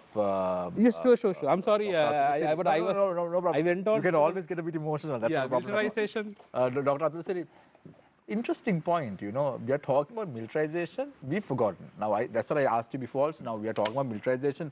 I just took the last 5 years. In 2017 also it happened. But Dr. Harinder goes one step beyond. He talks about 89, what happened. And then speaks about the torture chambers that at one time one prime minister in Sri Lanka was also responsible. Now, a lot of contention issues. Now, we are talking about militarization and forgetting the fact that we had such a past. We are talking about student democracy when we've had no democracy at all at student unions in Sri Lanka. I'm talking about the 85 to 90. Is that okay, Harinder? Right, okay. With his permission, because he brought in the argument. So, interesting thoughts, Dr. Atul Siri. You can't get away with that, no? There has been a bad patch for Sri Lanka predominantly over the years. Yeah, what is the point that that we can make out of that? We had a bad past, right? We had a very violent, terrorized past. So we are just getting out of that violence.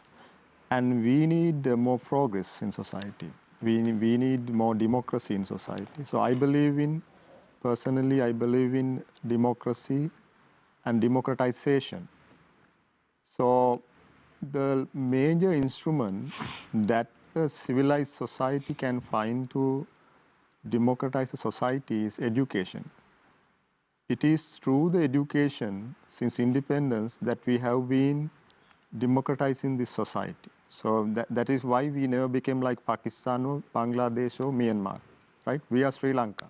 So our identity, our culture, our society are very much based on the education that this country awarded us. This country has been so far able to give that to each and every citizen without discrimination. So our fear is that by all these amendments to the current system, which are proposed by this government, which believes much in military ethics, we fear that at least the existing system will not survive. So I'm not suggesting, I agree with you, the existing system is not the best, but it is not also the worst.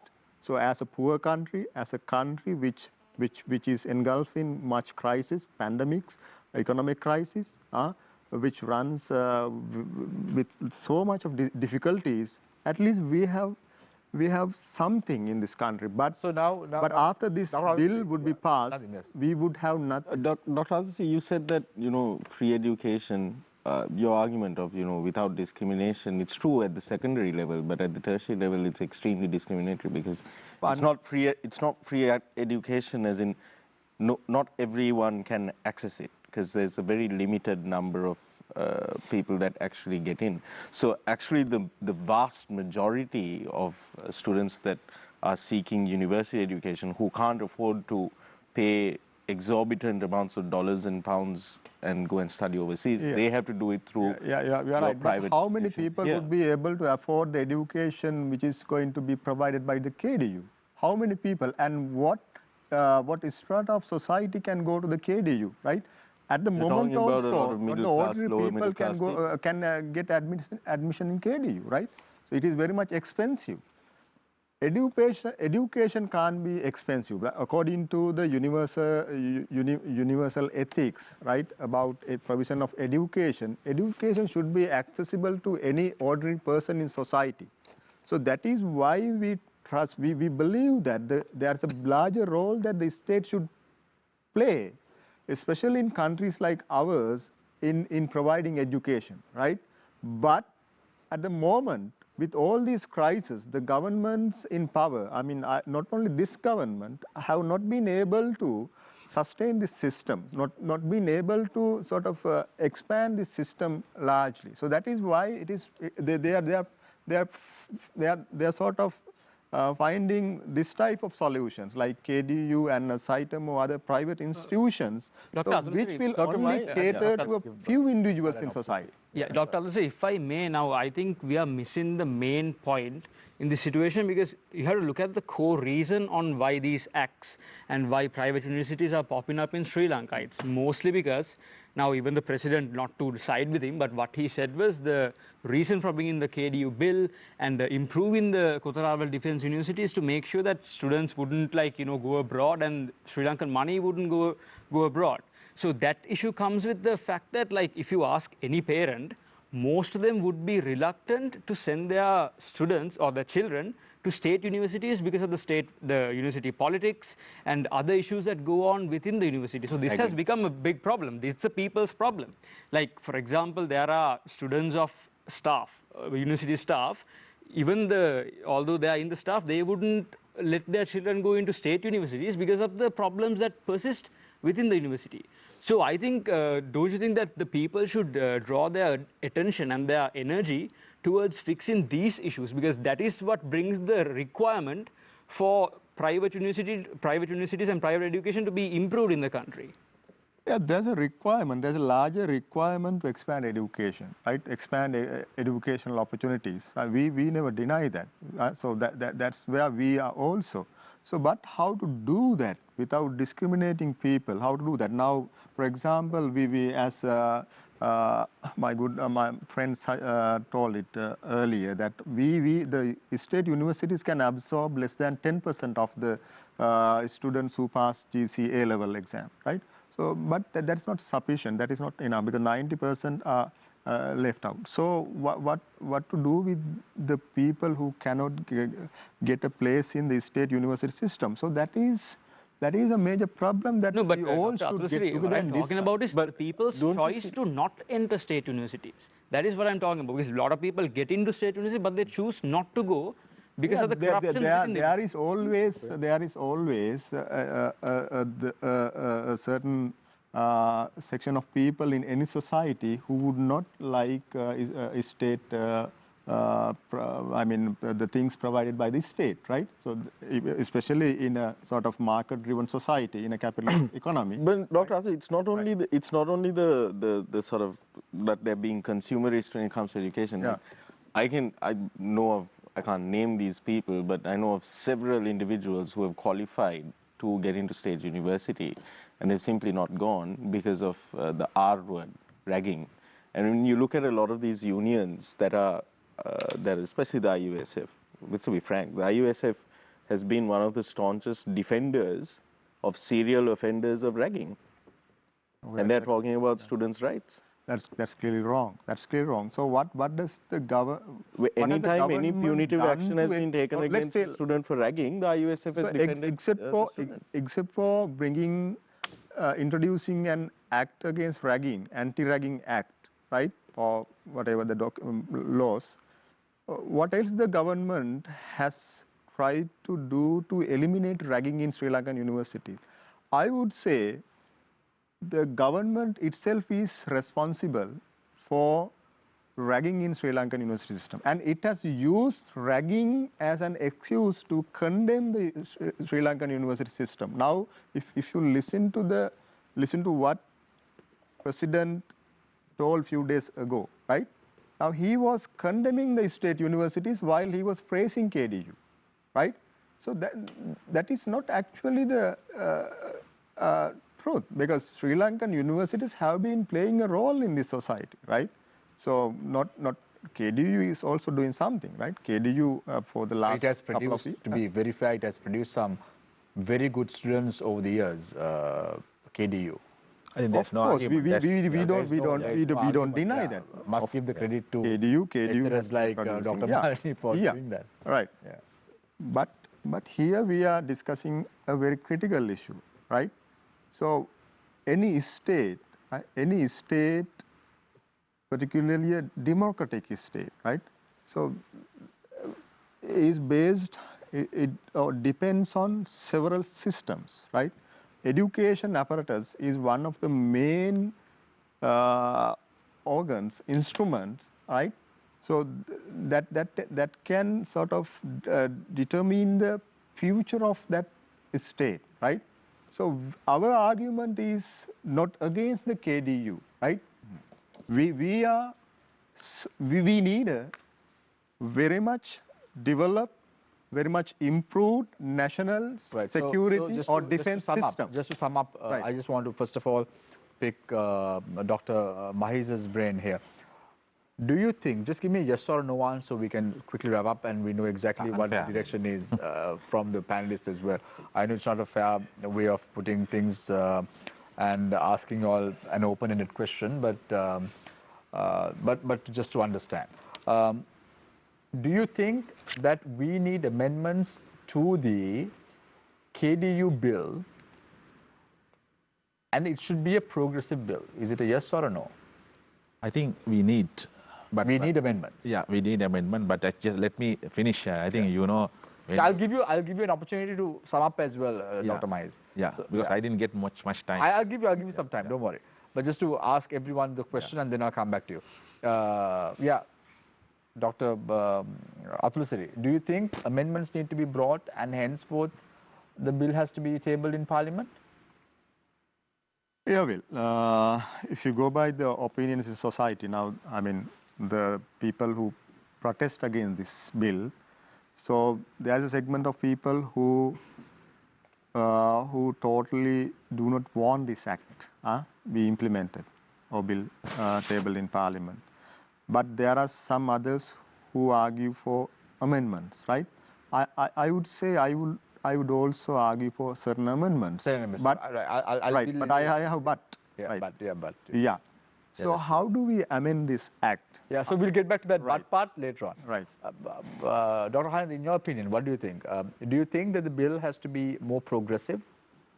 Shamir, the thing is, we cannot represent the bill. No, I'm not saying, but as an academic, do you think now as an academic, anything that goes to parliament has to go through amendments or change through deliberation. Yeah. So that's a democratic right and that's a democratic fundamental. So whether or not the people in the legislature have the brains, that's a different story altogether. But I mean, fundamentally, fundamentally, yes, that is and even it goes to committee stages. There's a lot of deliberation. Yeah. So of course it can go, it can go through amendments, and if the amendments make it better, we are happy. We're happy. Okay. Yeah. So what about Dr. Namali? Yes. Yeah, actually, we have received some amendments already. We have agreed on certain amendments, and it has been. Can you touch a little bit about those amendments, if you don't? One is this Board of Governance. Right. So in the existing system, we have the Secretary of Defense, then the Chief of Staff, 3 commanders, UGC representative, and the Treasurer representative. Right, that's right. So, but it will be amended as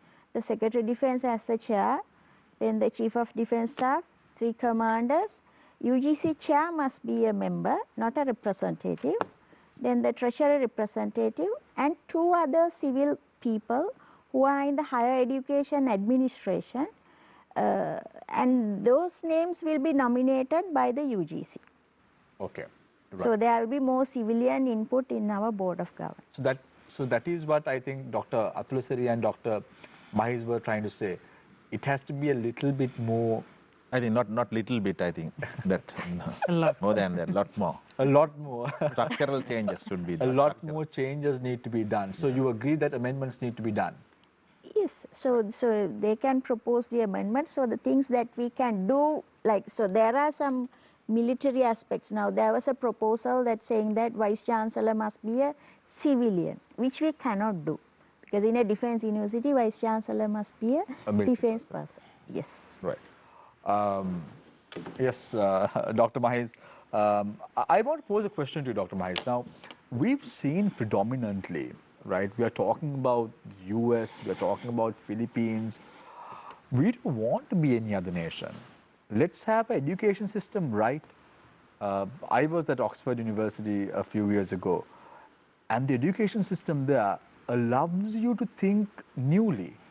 That is why Oxford University was one of the first universities in the world to bring out the AstraZeneca vaccine, the vaccine that was administered across the world. And Cambridge University was the pioneers of bringing out paracetamol. Why? Because that culture is there. So it's not about the universities, it's not about KDU, it's not about any other university. But do you agree that the entire university system needs to be collectively thought of and be amended accordingly? I think you are correct. I think we have to think about the overall thing. I think there are many issues and structural problems in our systems.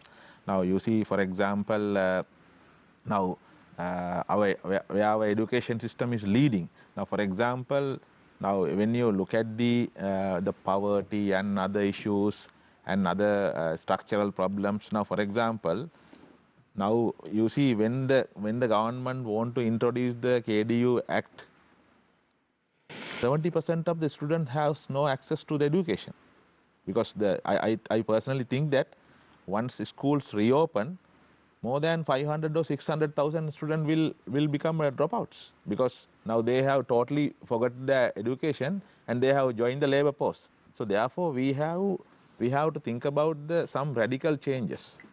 Especially, we know that the politicization of the education, that is a major issue. I mean, sometimes it happened not only in the private universities, even in the state universities it's happened. Now, the politicians, they want to maintain their political culture through the university or through schools and all that. Now, for example, you see, I think you just look at how much a teacher is paid, a government teacher. Less than 50,000 rupees. So most of the teachers, they engage in part-time jobs. So they can't maintain the quality of the education. So then they have to sometimes they engage in tuition, sometimes they engage in part-time agriculture, business. So until the university, we don't have free education at all. How much we spend? Only in the university system we have free education. That's why people are more concerned about the university, more than school education. So therefore, I think, especially sometimes politicians, they want to maintain these kind of issues in the education system. Because you think about the teachers. What is the parallel, Dr. Mahesh, with the salary of a teacher to that of the new bill that we're talking about? New bill, sorry? The new bill, what's the parallel, if I may ask? I think we know that people are struggling in the education system. Okay, struggling. Now, for example, you see, until the teachers go on strike, nobody talk about the online education from the government side. I think a larger number of students, even in university students, government university students, they find it extremely difficult to go, because you can't take a train without a railway track, no? Because we are talking about online education, but we don't have the basic infrastructure. So if we are talking about the university system, let alone the schools. So therefore, I think there should be a facilities, there should be a more structural changes, there should be a more training on teachers, and even in the university level, sometimes states, I think we can be happy about the university teachers' facilities, to be frank. They are well paid now, they can at least think about that. So they also have to be fair by the people. But sometimes, as some others mentioned, there are some issues even in the case of the university teachers. So I am basically talking about, although we have a nominal free education, people are not really enjoying. If you just go and ask people at the rural level, there are major expenses towards the health and education. Right. So therefore, in this context, if the government is going to take a bill like KDU, people are more doubtful, more concerned. So that is why, otherwise they are not jealous upon the private universities or anything else. The government has to let the private institute to start universities. But here, government is going to be a partner of the private university. That is the problem. But that's not bad. Not a bad, but it has to be, before you have to first treat your elder son, then you can, then only you can think about the education of the younger son.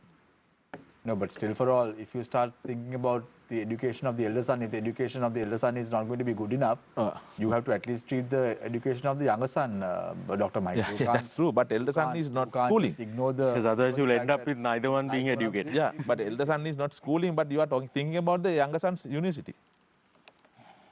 Anyway, many things come to my mind, but I'll leave it at that. We're going for a short commercial break. We are talking about the Kotolawala Defence University bill, as well as Sri Lanka's education system in a broad context. We're going for a short commercial break. When we come back, it's the final round. No questions are going to be posed to any of the panelists. They can share their final thinking and the way forward for Sri Lanka independently as they deem fit. They get 2.5 minutes each. So we're going for a short commercial break now, and when we come back, it's the final round. This is Face the Nation.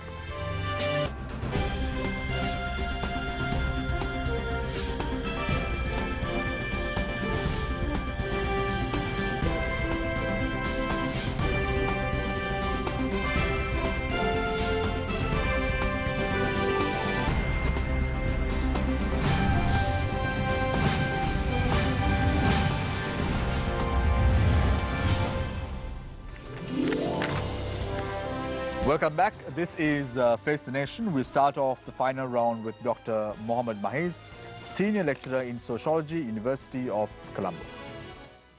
I think, so now we know the government has proposed the new KDU Act. I think we are, as academics, we are not against the starting universities for the larger demand of the nation and the students. But we have to make some clarification on what ground this bill is proposed. Especially there is a clear doubt, clear unethical approach through this bill with regard to militarization. It's a kind of a tentative doubt. So they have to clear it out one way. On the other hand, and there are three aspects here: the privatization, militarization, and if they are going to put up a new parallel central mechanism of the higher education parallel to UGC, there will be a kind of dual conflict between UGC system and KDU system. So that is why the larger number of academics and students, they are very concerned about this. But it doesn't mean that there are no issue or no problem at all in the state universities or in the role of the student union or teachers. But there are those things have to be corrected. Those things have to be led in the right path. In the meantime, the academics and students have a clear doubt as to why all of a sudden, under this pandemic situation, when the universities are closed, when students have no approach at all to universities, why they brought this act? That is a problem. Why they brought this act? So therefore, their doubt get size of the double. So that is another issue. So I think in Sri Lanka there has been many different culture to the white paper, privatization universities. At the beginning, when the government started these affiliated universities, now they have become national level universities. Then some other private universities, degree awarding institutes. So therefore, Sri Lankan people are not that much, they are progressive. Even student community has some progressive aspects. But you have to do right thing in a right way. But here, the most serious concern is whether they are going to empower KDU beyond the level of the UGC.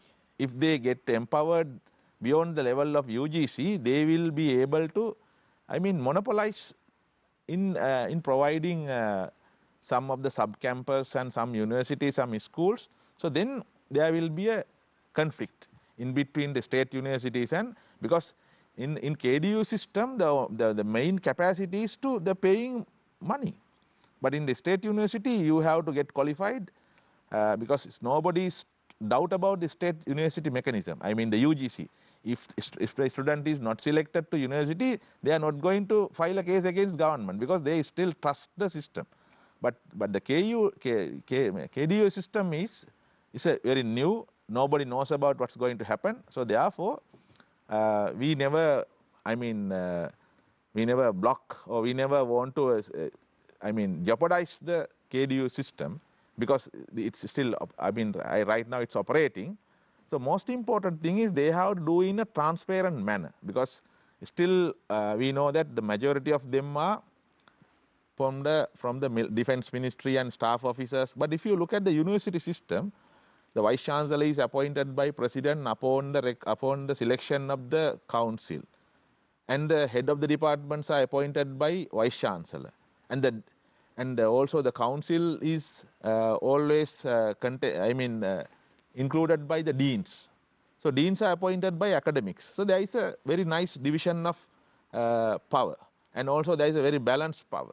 So everybody can be a part of academic and part of administrators in the system. So therefore, that system is very clear and transparent. So even students are part of the faculty boards. Student can come and criticize the decisions of the staff and administrators. But it doesn't mean that the student politics is not always positive. So therefore, what I am telling is finally, there is a clear doubt about the proposed bill because with regard to the militarization and unethical privatization, but that has to be, sorted out. Then only at least people can think about it, not in a normal condition, not in a COVID or when the universities are closed. Because there is no any word or argument about reopening the universities, reopening schools, but they are talking about the new university bill. Thank you very much, Okay. Dr. Mohammed. Thank you very much. Now I move my attention to Dr. Namali Sirisoma, Director, Career Guidance Unit, Kotalavala Defence University. Yes, now there are so many concerns on that we are going to overpower the University Grants Commission. And again, we are going to start some sub campuses and schools especially. But if you read the first page of this bill, you can see that, so this bill is on higher education only. So KDU will conduct only higher education studies. Military academies are affiliated to KDU because we have to ensure the quality of the degrees offered by the military academies and the postgraduate courses, and then the new National Defense College will be affiliated to KDU. So the academia help all these military officers to conduct advanced researches in defense and strategic studies. And again, there was a concern on this payment.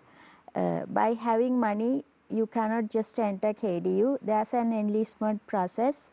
So we give marks for the EZ score, sports, extracurricular activities, whether they have done cadetting or scouting, etc. So entry process is more difficult here, so that is why it is very competitive. So every year we get like 3,000 or 4,000 applications from the students. And those who have done sports specially in the national level colors, so they get a better chance to enter KDU. Even I have the national badminton rank number 5 in KDU, Scotch national number rank 1 in KDU. So we want this balanced people, so to give them a chance to get educated and get a good degree and become a very groomed person, balanced graduate in the system. Most of our courses are around 1 million rupees for all 4 years, and we have bank loan facilities. The student has to pay only the interest only within the first 4 years. They have to pay once they find a job. So this is not a major issue for most of the students, even some poor students, so they can apply for this bank loan scheme. And again, we give a free laptop for all our students. So we facilitate to the maximum level to these students, and again, if they do well, if they enter the Vice Chancellor's list, they get a 50% discount for the next year. So it is up to the student to work hard and get those benefits. And compared to the comments we receive from the industry, so we always receive very good comments, and they are very happy on our graduates and how they perform and their communication skills, etc. Because from the day one, we try to develop the skills, the student skills, leadership, teamwork, communication, etc. Other than the academic knowledge we disseminate. Right. Thank you very much, Dr. Namli Sirisoma. I now move my attention to Dr. Athulasiri Samarakon, Senior Lecturer, Open University of Sri Lanka. Yeah, Samir, today we discussed a very important subject which has been widely a concern in the society, particularly among academics and the university community at least. So this KDU bill is feared because of several reasons, as we discussed. I mean, the two major reasons for the existing phobia about the KDU bill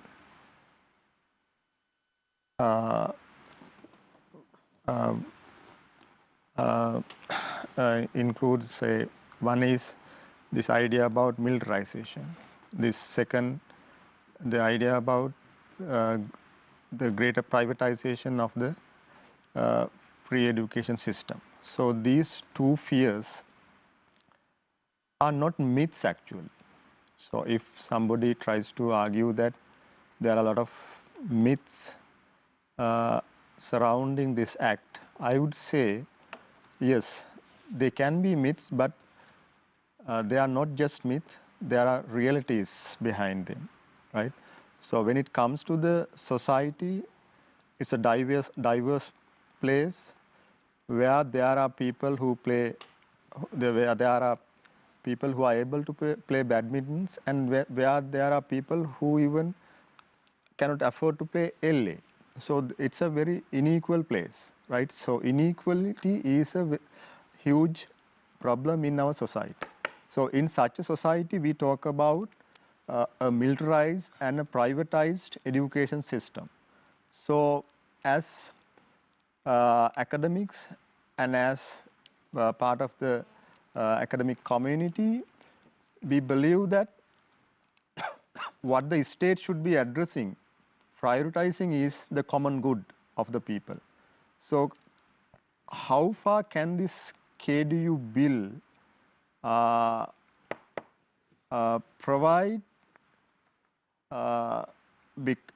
sort of a level playing field for all the people in this country? So my argument finally is the KDU bill will lead to a lot of discrimination, and it will challenge the existing education system. Is that right? Dr. Asri, very quickly, I just want to pose a question. Why is it bad for anyone to study paying money? So these fee-levying universities are for a particular section of the society. So not that everybody in the society is able to afford fee-levying education. So but a certain section can afford that and they can pay money and learn as well. That option should be available, right? Because at least the government regulated body is how do we make available that option should be discussed, should be negotiated, but not certainly through a militarized and privatized system. Thank you very much, Dr. Athulasiri. I now move my attention, last but not the least, to Dr. Harinder Vidanage, Head of Department, Faculty of Defense and Strategic Studies, KDU. Thank you, Shamir. I think what we kind of heard was two major concerns, which is militarization and privatization, which has been the two mantras of protest against the KDU, against the KDU bill, not the KDU. I think nobody is against the institution. For militarization, I would argue the KDU is built on a philosophy of civil-military cooperation. The expansion of its degree programs will deepen and widen this cooperation, which is an utmost necessity to the 21st century challenges we are facing. Sri Lanka, I mean, we are not looking at the big picture. We are fighting a very much of a battle in a very limited space without seeing the challenges that we are enduring. Last 2 years, we had seen what extremism could do, what bio-natural challenge such as COVID-19 outbreak can do, and we are seeing how education system was totally unprepared in a strategic foresight. So KDU in that context is specifically trying to address those issues by creating a harmony between the security as well as the civilian sectors, not militarization. Number two, the fundamental is this model is not replicable. This model cannot be replicated across the board. So KDU always respects and values the partnerships it has with the state universities, with our academics. So this is not a model that could be replicated. Number three, it's not privatization, but I think we are adding value to education as an investment, where people understand the value of education because it's an investment they make and they can invest in this country. So Sri Lankans can invest through education of the futures of their generations in the country. Otherwise, somebody told me, just calculate the money Sri Lankan students have just spent in Bangladesh vis-a-vis the 200 million currency swap we got from Bangladesh. So this, for me, is an investment on the country, invest on the future of the people. So I don't think it's blatant privatization. Of course, privatization is there. There are, as I agree with the two gentlemen, there are downsides, because in all these education reforms that we are undergoing, including quality control, all of these things is part of the 1997 Tony Blair government's win. And all these things we are doing is actually that particular reforms that they started. And finally, Shamir, KDU is looking ahead. We are looking ahead. So we want to prepare our students for the future. So because I think what we learned from COVID-19 is resilience, achieving resilience is the most viable thing and the most needed thing at the moment. So that is what we are trying to do. Thank you. Thank you very much. Just about to tap the table, and you said thank you. Thank you very much, Dr. Harinder. So thank you very much, gentlemen, and the lady, of course, Dr. Mohammed Mahis, Dr. Atulasiri Samarkon, Dr. Harinder Vidanage, and Dr. Namali Sirisoma. Thank you very much, Nadim. Thank you very much, Azra, and thank you very much, Nisal, for joining us this evening on the show. As we close or wrap tonight's show, it has to be said that it's all done in good faith. The panel discussions, like the panelists express their views, not to take down the education system in the country, but to take it one step higher, or at least to a higher pedestal, to ensure that we are on the right track, not only to embrace Sri Lanka, but to embrace the world. We should not just be better, we should be great at what we do, and our students should bear testament to that. I leave you tonight with a quote, as I always do: never stop learning, because life never stops teaching. Take care and good night.